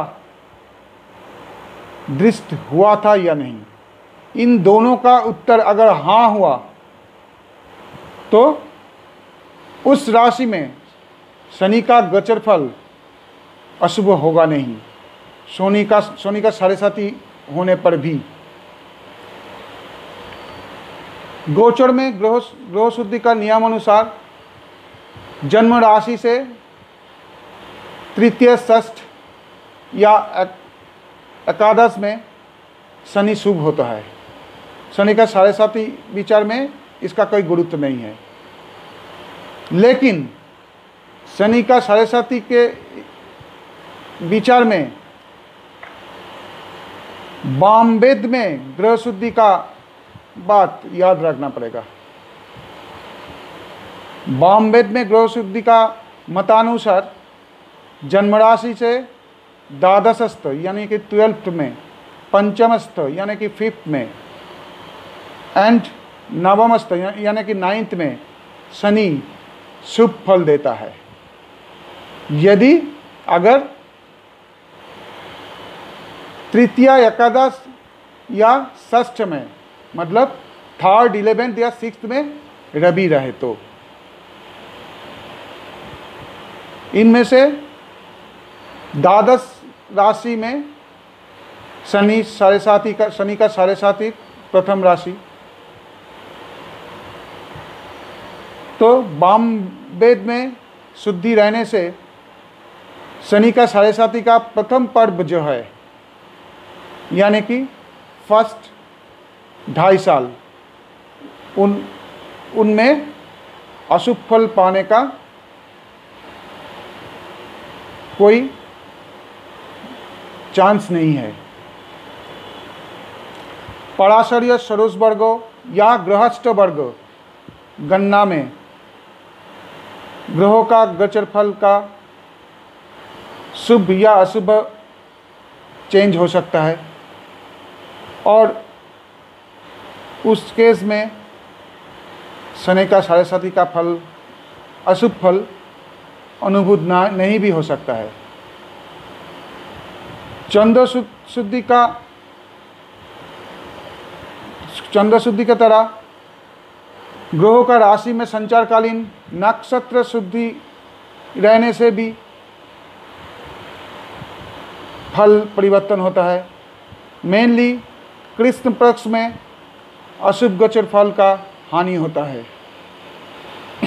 संपद, हेम, साधक, मित्र और अतिमित्र नक्षत्र जातक के लिए शुभ नक्षत्र, और इन नक्षत्र में कोई ग्रहों का गोचर अवस्थान सर्वदा शुभ होता है, ऐसा ही कहा गया है क्लासिकल टेक्स्ट में। तो जन्म नक्षत्र का आगे और पीछे 2 नक्षत्र, मित्र और अतिमित्र। उसके बाद संपद। एंड इन 3 नक्षत्र यानी कि जन्म राशि, उसका पिछले राशि और उसका अगला राशि के अंदर में ही रहते हैं। तो इसके लिए शनि का साढ़े साथी का लगभग 40% टाइम अशुभ होने का कोई कारण नहीं है। और एक बात है, जन्म कुंडली अनुसार ग्रह जो शुभत्व है या अशुभत्व है वो गोचर फल द्वारा खंडित नहीं होता। तो जिस जातक का जन्म कुंडली के अनुसार शनि शुभ ग्रह है, उस जातक को शनि का साढ़े साथी को डर पाने की कोई बात नहीं है। लग्न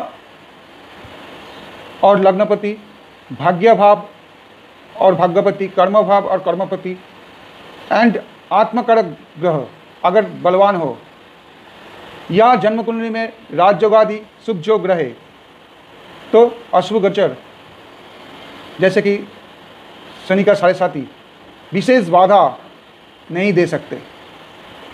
ये तो सब था तथ्य कथा या थियोरिटिकल साइड है, लेकिन वास्तव में क्या होता है?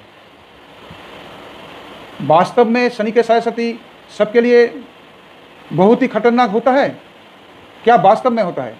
जो वर्तमान में कहा जा रहा है, ऐसा होता है क्या जातक के जीवन में? ये देखना पड़ेगा। तो इस क्वेश्चन का आंसर ढूंढने के लिए हम लोग कुछ फेमस पर्सन का जीवन में साढ़े साथी का टाइम को लेकर आलोचना किया है, वही मैं आप लोगों को बोलने जा रहा हूँ। फर्स्ट, विश्व कवि रविंद्रनाथ ठाकुर। पहला साढ़े साथी बहुत ही कम उम्र में, दूसरा साढ़े साथी फरवरी 1905 से मई 1912 तक। जो उपन्यास, काव्य या नाटक जो भी था, सब कुछ मिलाकर इन टाइम में रवि ठाकुर ने 36 ग्रंथ लिखा इस टाइम में, जिनमें से है गीतांजलि, जिसके लिए उन्हें नोबेल प्राइज मिला था। भारतीय साहित्य में सर्वकालीन श्रेष्ठ उपन्यास में एक गोरा इस टाइम में लिखा है। और भी बहुत सारी है, जैसे कि डाकघर, राजा, चिरकुमार सभा, व्यंग्य कौतुक, बहुत सारे काव्य रचना किया था इस टाइम में। इस टाइम में ही उन्होंने बंग भंग आंदोलन में नेतृत्व दान किया था। स्वदेशी आंदोलन के लिए बहुत सारे लिखा था, स्पीच दिया था। जातीय विद्यालय या और जातीय शिक्षा परिषद का कर्म में व्यस्त रहा था। शांति निकेतन में ब्रह्मचर्याश्रम का प्रतिष्ठा का कार्य में आत्मनियोग किया था। जातीय विद्यालय में साहित्य विषय को लेकर लेक्चर दिया था। बंगाली भाषा और साहित्य का एग्जामिनर का काम किया था। बंगीय साहित्य सम्मेलन का जो फर्स्ट अधिवेशन है उनमें सभापति हुआ था। ऐसा बहुत सारे अच्छा उन्नतिमूलक काम किया था। लेकिन इस टाइम में उनका छोटा लड़का समिंद्रनाथ का मृत्यु हुआ था। इसके बाद का साढ़े साथ ही रविंद्रनाथ ठाकुर के जीवन में मोटा मोटी 1934 का मार्च से जून 1941 तक, इस टाइम में लगभग 46 ग्रंथ लिखा था रवि ठाकुर ने। बहुत सारे प्रदर्शनी किया था, साप मोचन में अभिनय किया था, काशी हिंदू विश्वविद्यालय में समावर्तन भाषण दिया था। ये भाषण कोई भारतीय द्वारा दिया गया वहीं फर्स्ट था। वो यूनिवर्सिटी से ऑनररी डॉक्टरेट लाभ किया था। साउथ इंडिया, लाहौर और लखनऊ भ्रमण किया था। कलकत्ता यूनिवर्सिटी का समावर्तन अनुष्ठान में भाषण दिया था। ये भी कलकत्ता विश्वविद्यालय में कोई गैर सरकारी आदमी के लिए फर्स्ट भाषणदान का सम्मान लाभ किया था। शांति निकेतन में चीना भवन और हिंदी भवन प्रतिष्ठा किया था। महाजाति साधन का फाउंडेशन भी इसी टाइम में किया था। ऑक्सफोर्ड यूनिवर्सिटी से ऑनररी डिलीट लाभ किया था इसी टाइम में। इस टाइम में उनका शारीरिक अवस्था का अवनति हुआ था, लेकिन इस टाइम में उनका मृत्यु नहीं हुआ था। इसके बाद सिंगर हेमंत मुखर्जी, हिंदी में जो हेमंत कुमार करके फेमस था, उनका मिथुन राशि, फर्स्ट सरस्वती बहुत ही कम उम्र में, सेकेंड सरस्वती 1971 अप्रैल से 1977 सितंबर तक। इस टाइम में बंगला आधुनिक मॉडर्न सॉन्ग का दुनिया में अकेले ही राज किया था। कोई अशुभ घटना का परिचय नहीं है इस टाइम में। इसके बाद doctor Bidhan Chandra Roy, famous doctor और वेस्ट बंगाल का फॉर्मर चीफ मिनिस्टर, इनका फर्स्ट सरस्वती जनवरी 1926 से मार्च 1934 तक as a doctor and as a politician ये टाइम उनको प्रतिष्ठा करने का टाइम था। इस टाइम में ही उन्होंने कांग्रेस का AICC का मेंबर हुआ और कोलकाता का मेयर हुआ था। द्वितीय सरस्वती नवंबर 1955 से जनवरी 1964 तक अपने जीवन की शेष दिन तक बहुत ही दापट में, यानी कि बहुत ही निपुणता के साथ उन्होंने चीफ मिनिस्टरी किया है, लेकिन इन टाइम में ही उनका मृत्यु हुआ था। स्वामी विवेकानंद का कन्या राशि, उनका एकमात्र सरस्वती अगस्त 1889 से नवंबर 1896 तक। इस समय में ही नरेंद्रनाथ से स्वामी विवेकानंद हुआ। उन्होंने वो शिकागो में भी गया इस टाइम में, उधर जो फेमस लेक्चर दिया था इस टाइम में।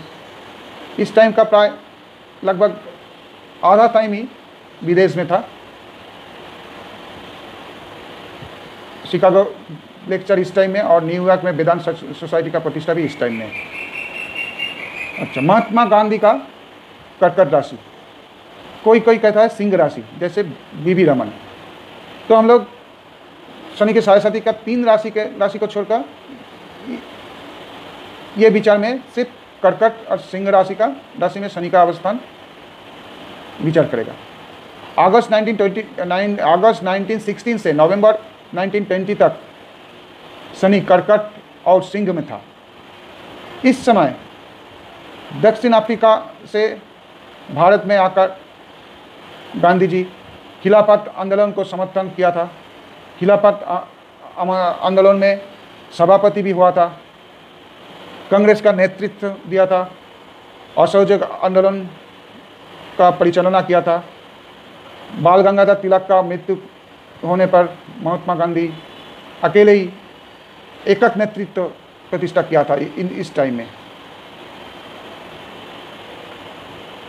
और दूसरे बार उनके जीवन में दूसरे बार कर्कट में शनि आया था 22 सितंबर 1945 और सिंह को छोड़ के गया था 28 सितंबर 1950। इस समय में गांधी जी देश का, जिसे कहते हैं मुकुटहीन सम्राट, बिना मुकुट के सम्राट था, और इस टाइम में उनका जो आशा था वो लाभ हुआ था। क्या? भारत का स्वाधीनता, वो लाभ हुआ था। उनका मृत्यु भी इस टाइम में ही हुआ था। नेक्स्ट, पंडित जवाहरलाल नेहरू, कर्कट राशि, पहला साथी 1914 का जून से 1921 का अगस्त तक, इस टाइम में बैरिस्टरी पास होकर लंदन में रहे। उसके बाद देश में लौटकर इलाहाबाद हाई कोर्ट में एज ए लॉयर ज्वाइन किया था। गोपाल कृष्ण गोखले का सर्वेंट्स ऑफ इंडिया सोसाइटी में योगदान किया था। कांग्रेस का लखनऊ और नागपुर अधिवेशन में भाग लिया था। आईन अमान्य आंदोलन में भाग लिया था, और इसमें इस टाइम के बीच शादी भी हुआ था। जवाहरलाल नेहरू का पहला साथी ये था। दूसरा साथी था 1943 अगस्त से सितंबर 1950। इस समय जो फ्रीडम मूवमेंट था उनमें बहुत ही महत्वपूर्ण नेता था, बहुत ही फेमस था।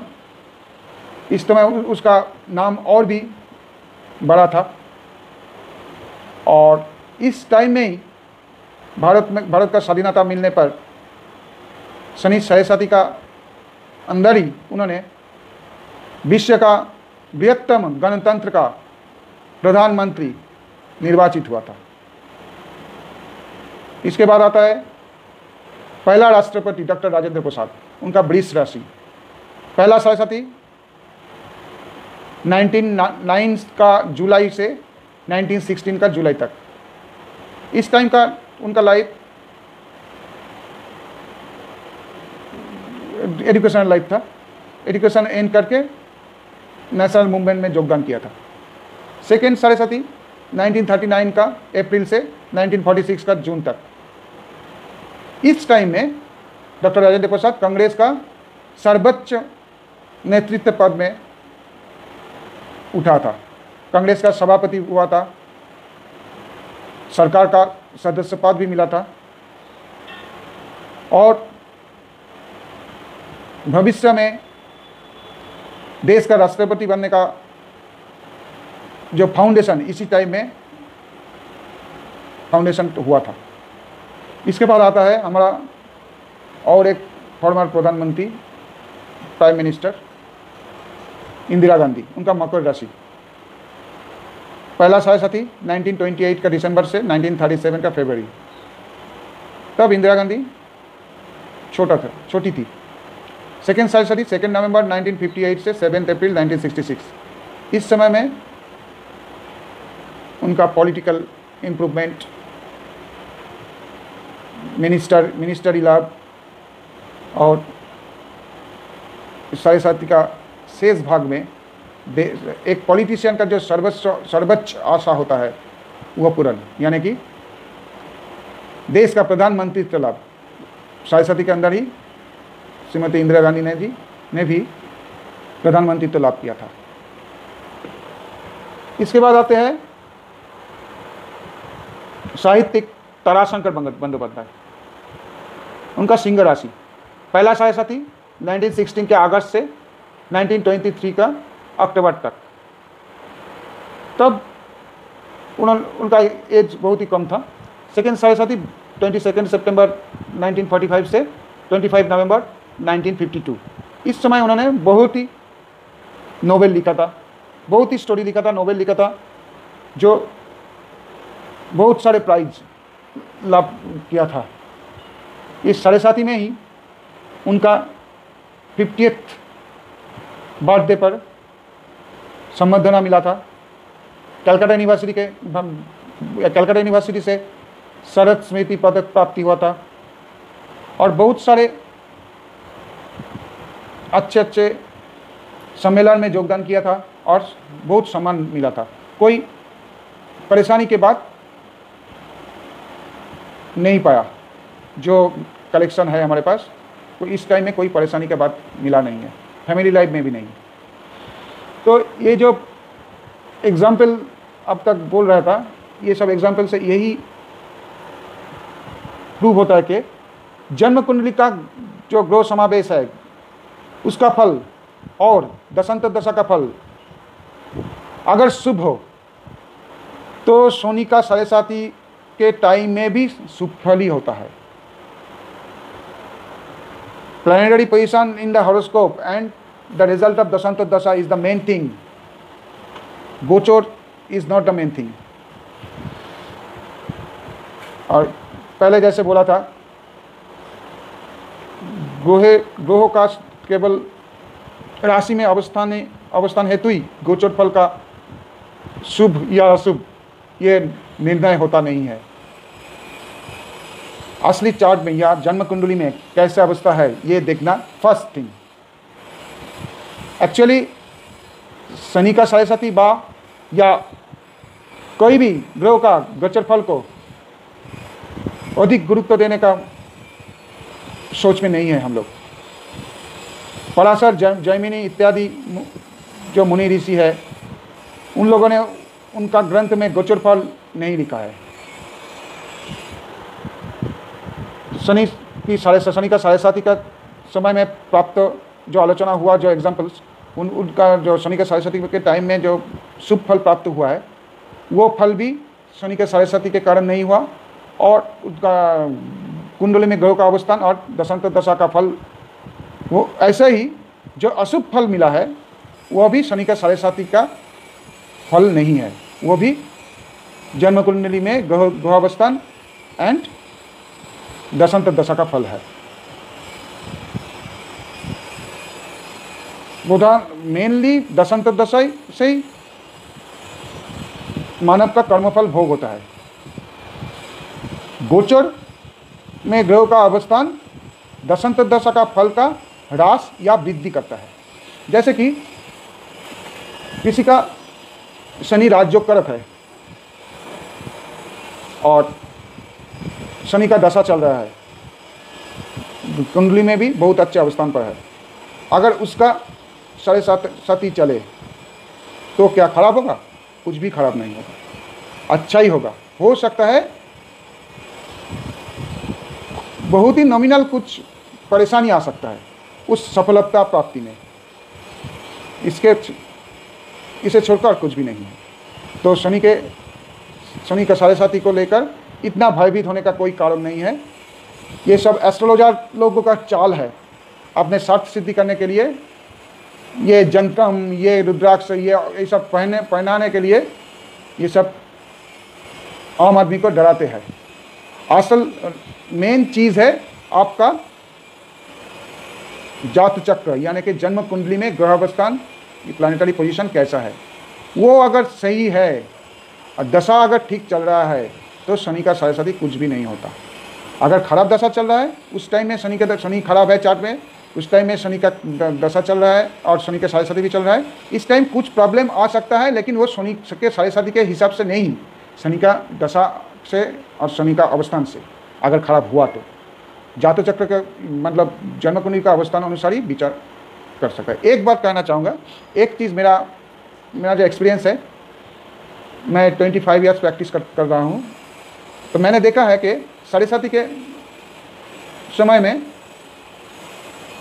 किसी आत्मीय हानि होता है, मतलब कोई बुजुर्ग का मृत्यु होता है। वो अपने साइड का भी हो सकता है, पत्नी के साइड का भी हो सकता है। ये देखा है, मेरा जीवन में भी ये घटा है, ये फल भोग है। और कुछ नेगेटिव फल मेरा एक साढ़े बहुत पहले निकल गए, अभी तक नहीं देखा। इसलिए सबको ये अनुरोध है, साढ़े को लेकर भयभीत ना हो। मेरा आलोचना अगर आपको अच्छा लगे तो मेरा चैनल को सब्सक्राइब कीजिए और ऐसा ही आलोचना देखते रहिए। नमस्कार।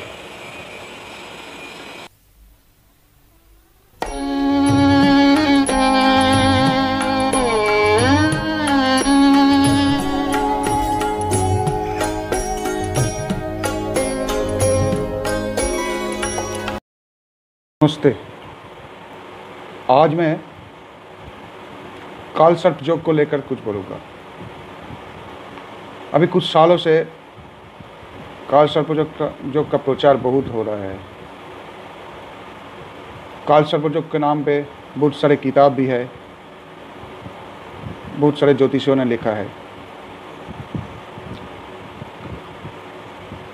टेलीविज़न में ज्योतिषियों ने काल सर्प योग का अशुभ फल का बात कहते हैं। काल सर्प ये बात ही कुछ भयानक है। जैसे काल रूप सर्प, ये नाम सुनकर ही आम लोगों को मन में भय आता है। लेकिन एक काल सर्प योग है क्या, ये भी देखना है। काल सर्प योग के लिए कहा जाता है, अभी ज्योतिषियों ने कह रहा है कि ये योग बहुत ही खराब है। ये योग रहने से किसी का कोई भी उन्नति नहीं होता, कोई कर्म नहीं मिलता, अगर मिल भी गया तो बहुत सारे ऑब्स्ट्रक्शन आते हैं, उसका कोई इम्प्रूवमेंट नहीं होता, शादी में बाधा आता है, अगर शादी हो भी गया तो कॉन्जुगल लाइफ में बहुत सारे प्रॉब्लम आते हैं, आयु के ऊपर भी इफेक्ट पड़ते हैं और उसका जीवन पूरा जीवन अनबैलेंस होता है। ये कहा जाता है काल सर्प योग के बारे में। वर्तमान में तो राहु और केतु का अवस्थान अनुसार ये योग का 12 डिवीज़न भी किया गया है। राहु और केतु के अंदर में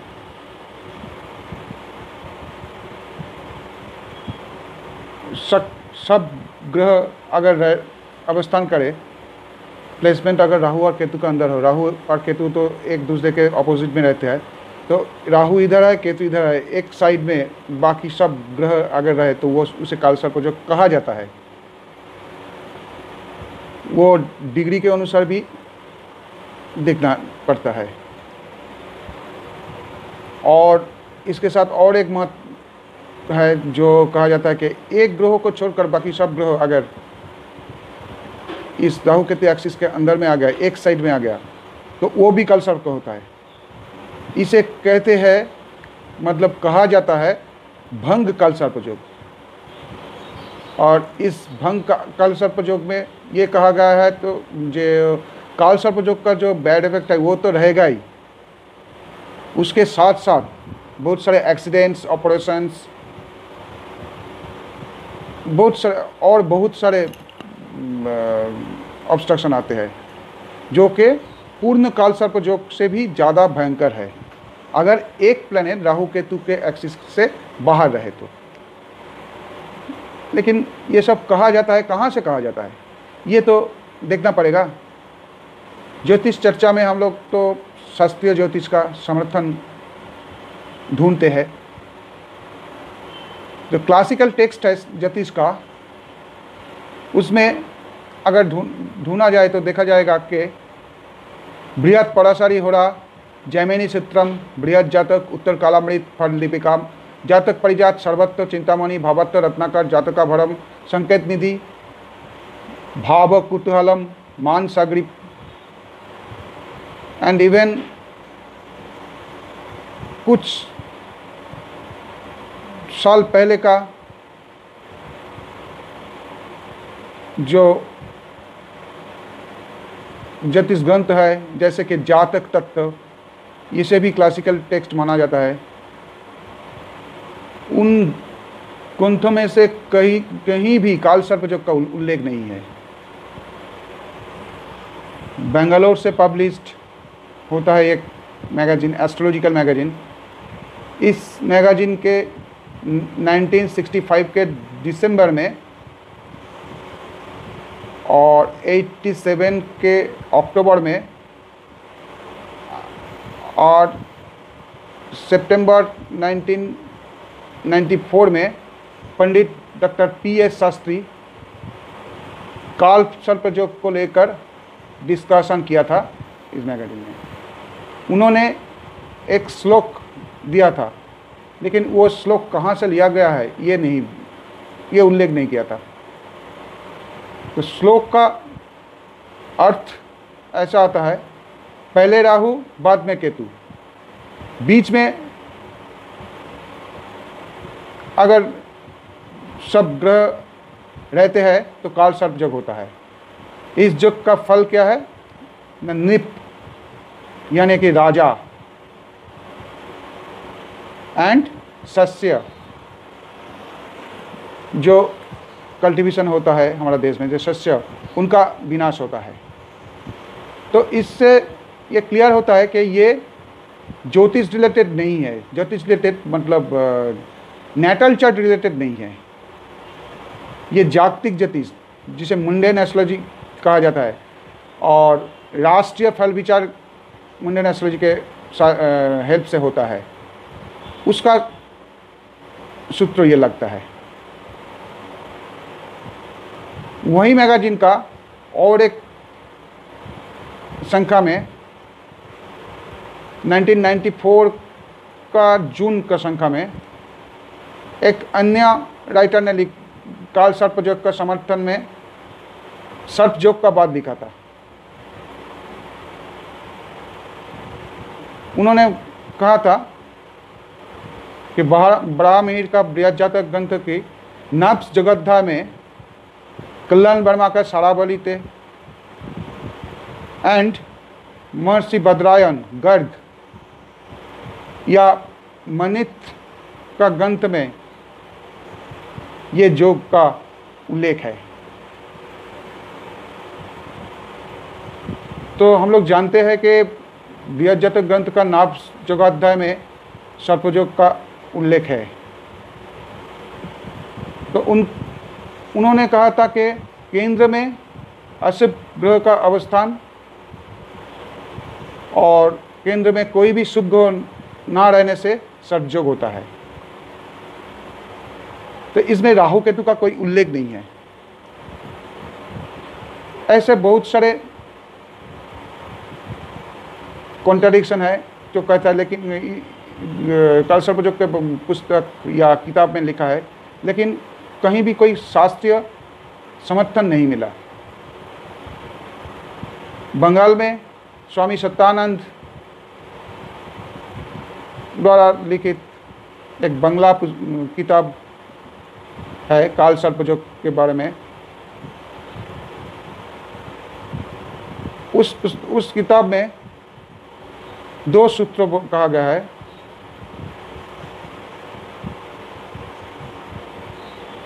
वो सूत्र कह रहा है कि इसका ग्रंथ का या किताब का नाम कहा गया है ज्योतिष तत्वम एंड जन्मांग फल विचार, लेकिन राइटर का नाम नहीं उन्होंने नहीं बोला। ये दोनों किताब का ऑथेंटिसिटी के बारे में बहुत ही संदेह है। रिनाउंड एस्ट्रोलॉजर नरेंद्र नाथ बागल, जो बहुत ही रिनाउंड है, हम लोग उनका वही किताब फॉलो करते हैं, बंगला में है। भारत में ज्योतिष चर्चा और कुंडली विचार का सूत्र, ये है नाम। इस ग्रंथ में पंचम भाव विचार के बारे में काल सर्पयोग का उल्लेख है।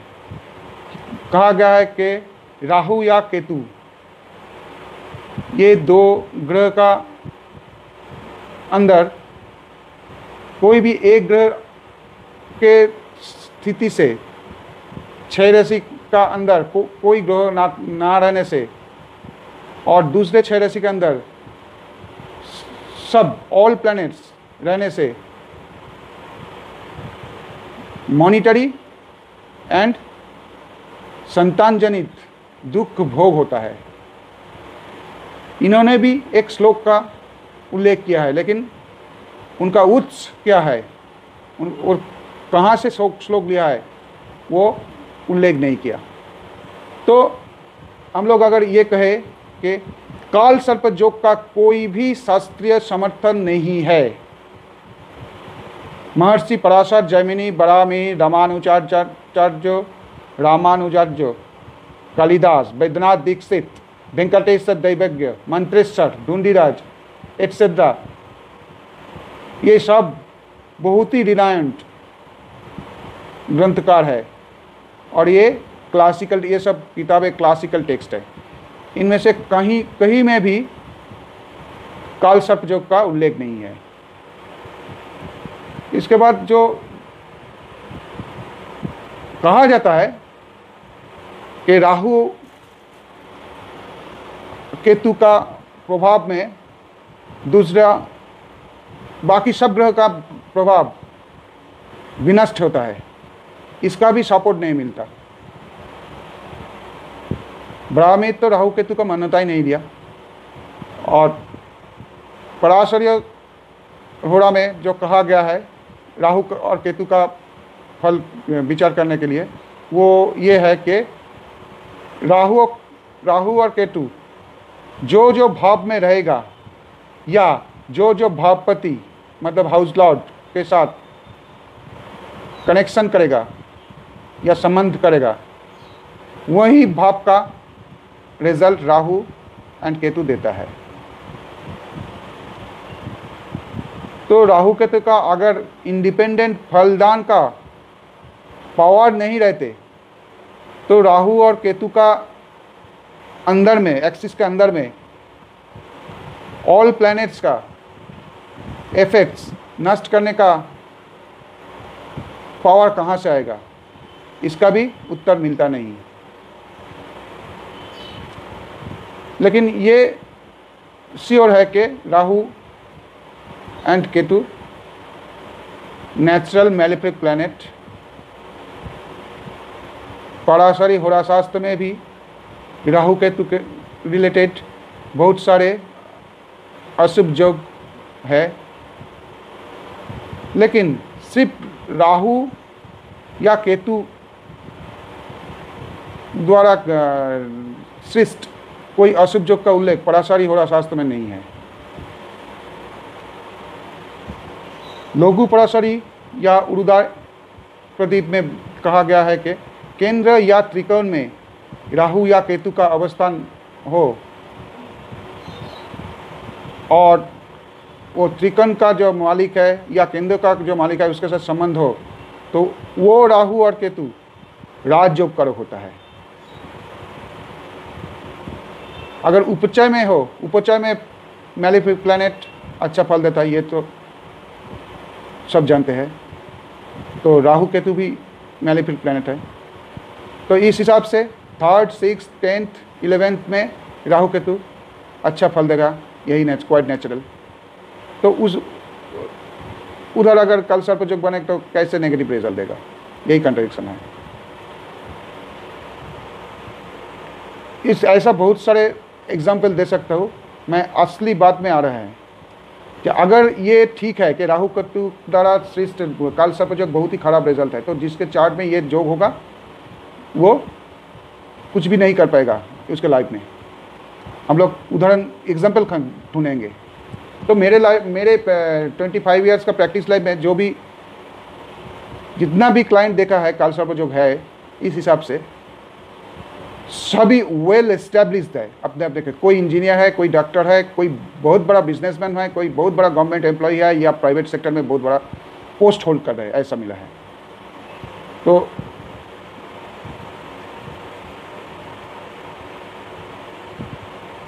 काल सर्पयोग होने से कुछ नहीं होगा, ये सपोर्टेड नहीं है। पहले कह रहा था कि द एस्ट्रोलॉजिकल मैगजीन में जो काल सर्पयोग को लेकर लिखा था, उसके बाद एक पंडित ने उसका एग्जाम्पल देकर ये प्रमाणित किया था कि वो जो नेगेटिव रिजल्ट है जिसका चार्ट का उल्लेख था, वो काल सर्पयोग के सपोर्ट में वो चार्ट को विचार करके दिखा दिया था कि वो जो नेगेटिव इफेक्ट है वो नेटिव के लिए वो काल सर्पयोग का रिजल्ट नहीं है, दूसरे प्लैनेट का रिजल्ट है। उन्होंने 2003 में ये सब प्रूव किया था एस्ट्रोलॉजिकल मैगजीन में आर्टिकल लिखकर। फिर भी पर मैं जो बोल रहा था, अगर जिसका चार्ट में काल सर्पयोग है उनका जीवन में ऐसा ऑब्स्ट्रक्शन, ऐसा जो कहा ऐसा अगर घटे या जो हो रहा है ये दिखा जाए तो हम लोग ये जोक को मान लेंगे, लेकिन कहीं भी नहीं देखा। उल्टा ऐसा बहुत सारे क्लाइंट आए हैं मेरे पास, वाकई उनके लाइफ में उन्होंने कुछ भी कर नहीं पाया, लेकिन उनमें से एक का भी चार्ट में काल सर्पयोग नहीं है। अभी मैं कुछ एग्जाम्पल दे रहा हूं जिसका चार्ट में पूर्ण काल सर्पयोग है।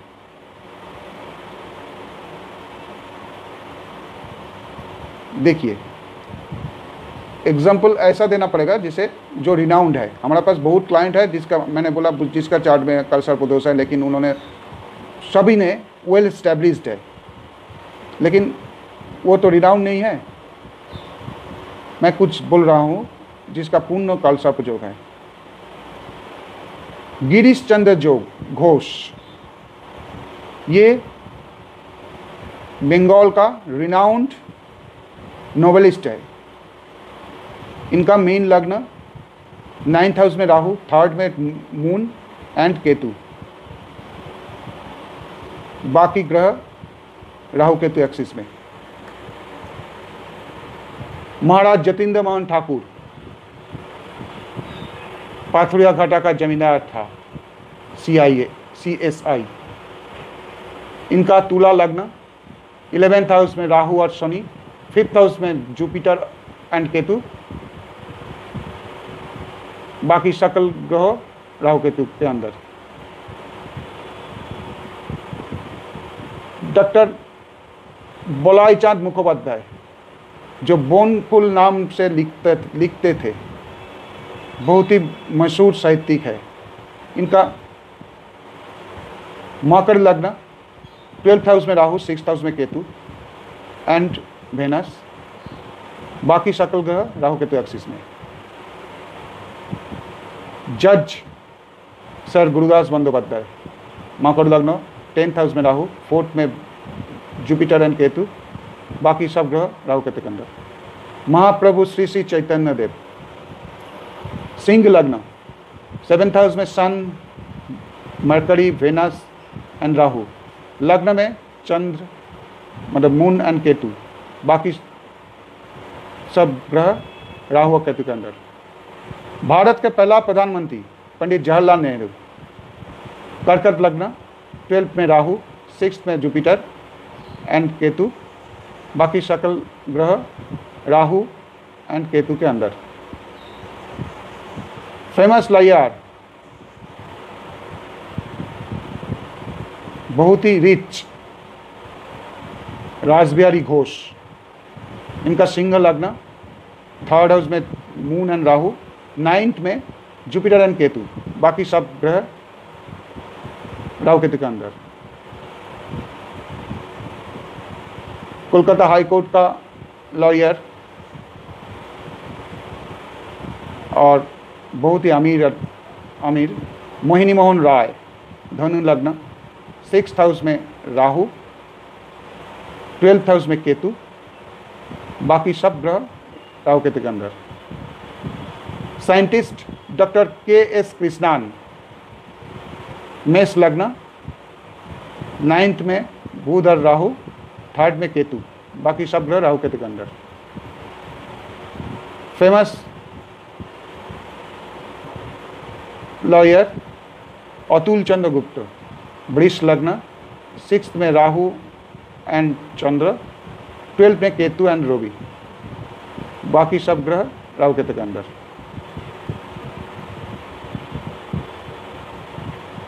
और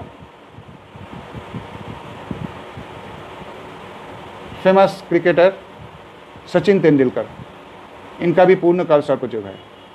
रिलायंस कंपनी का फाउंडर धीरूभाई अंबानी, इनका भी पूर्ण काल सर्पयोग है।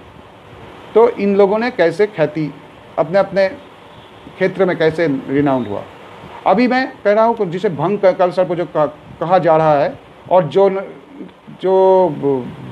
पूर्ण काल सर्पयोग से भी ज़्यादा खतरनाक होता है कहा जाता है। ऐसा कोई एग्जाम्पल देता है, महात्मा गांधी, गुरु को छोड़कर सब ग्रह राहु केतु के अंदर। देशबंधु चित्तरंजन दास, चंद्रमा का छोड़कर सब ग्रह राहु केतु के अंदर। अवनिंद्रनाथ ठाकुर, चंद्रमा का छोड़कर सब ग्रह राहु केतु के अंदर। फेमस आर्टिस्ट असित कुमार हलदार, गुरु को छोड़कर सब ग्रह राहु केतु के अंदर। और एक फेमस आर्टिस्ट सुनील पाल, शनि को छोड़कर सब ग्रह राहु केतु के अंदर। जज चंद्रमाधव घोष, जुपिटर को छोड़कर सब ग्रह राहु केतु के अंदर। Famous physician and former chief minister of West Bengal doctor Bidhan Chandra राय, चंद्रमा को छोड़कर सब ग्रह राहु केतु के अंदर।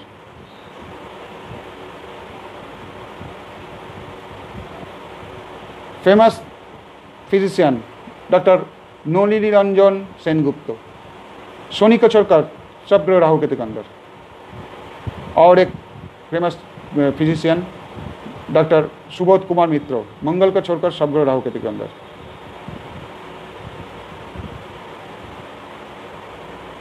और एक famous surgeon doctor Subodh Kumar Datta. और एक फेमस डॉक्टर जो कहा जाता है कि श्री रामकृष्ण देव का भी ट्रीटमेंट किया था, डॉक्टर महेंद्र लाल सरकार, जुपिटर को छोड़कर सब ग्रह राहु केतु के अंदर।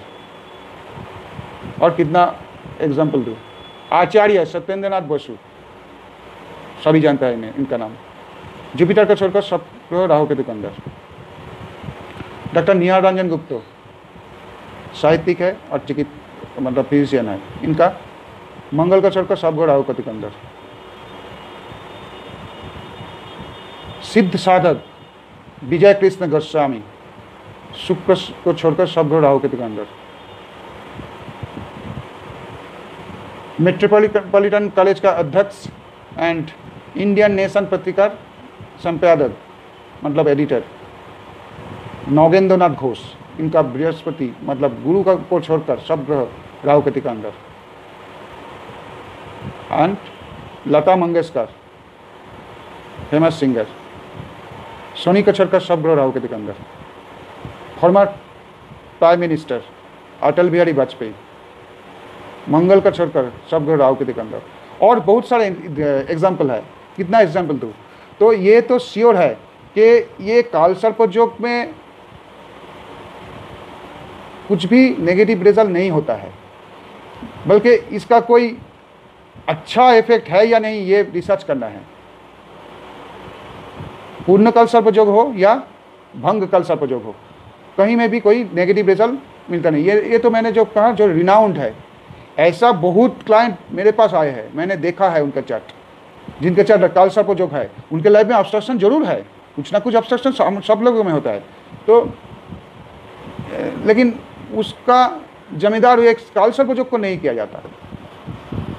अगर ठीक तरह से जैसे कि भाव को विचार किया जाता है हमारा वैदिक ज्योतिष या ट्रेडिशनल एस्ट्रोलॉजी में, उसे विचार किया जाए तो इस ऑब्स्ट्रक्शन का कारण मिलेगा। काल सर्पयोग इसका कारण नहीं हो सकता है।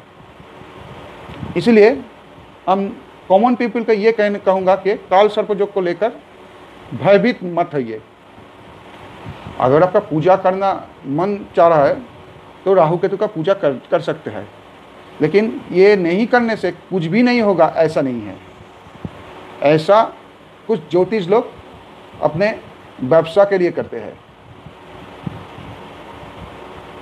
आप लोग मतलब कॉमन पीपल ज्योतिषी के पास आते हैं कुछ ना कुछ प्रॉब्लम में लेकर। ज्योतिषी का काम है प्रॉब्लम से उसे निकालना, उसके ऊपर और प्रॉब्लम दे देना नहीं है।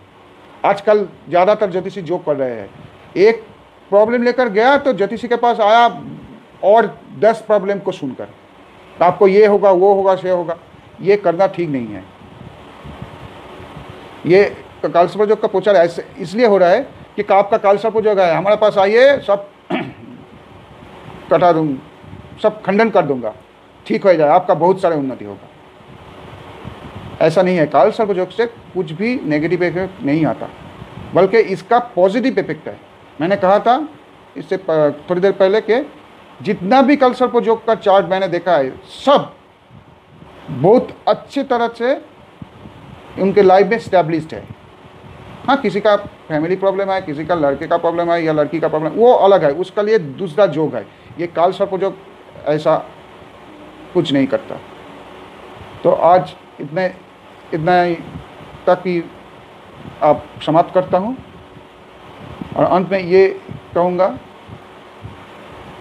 ऐसा ही टॉपिक को लेकर मैं डिस्कस करूँगा। आप लोग हमारे चैनल को सब्सक्राइब कीजिए। ऐसा ही और बहुत सारी टॉपिक है जिसमें कॉन्ट्राडिक्शन है, या मॉडर्न एस्ट्रोलॉजर का बनाया हुआ योग है। ऐसा बहुत योग है जो मॉडर्न एस्ट्रोलॉजर का बनाया हुआ योग, कोई क्लासिकल टेक्स्ट में इस योग का उल्लेख नहीं है। कॉमन पीपल को भयभीत करने के लिए बनाया हुआ योग, ऐसा बहुत सारे योग है। वो सब लेकर आलोचना कर मतलब डिस्कशन करने का सोचा है मैंने, एक एक करके करूँगा। तो अच्छा लगा तो सब्सक्राइब कीजिए मेरा चैनल, और डिस्कशन सुनते रहिए। नमस्कार।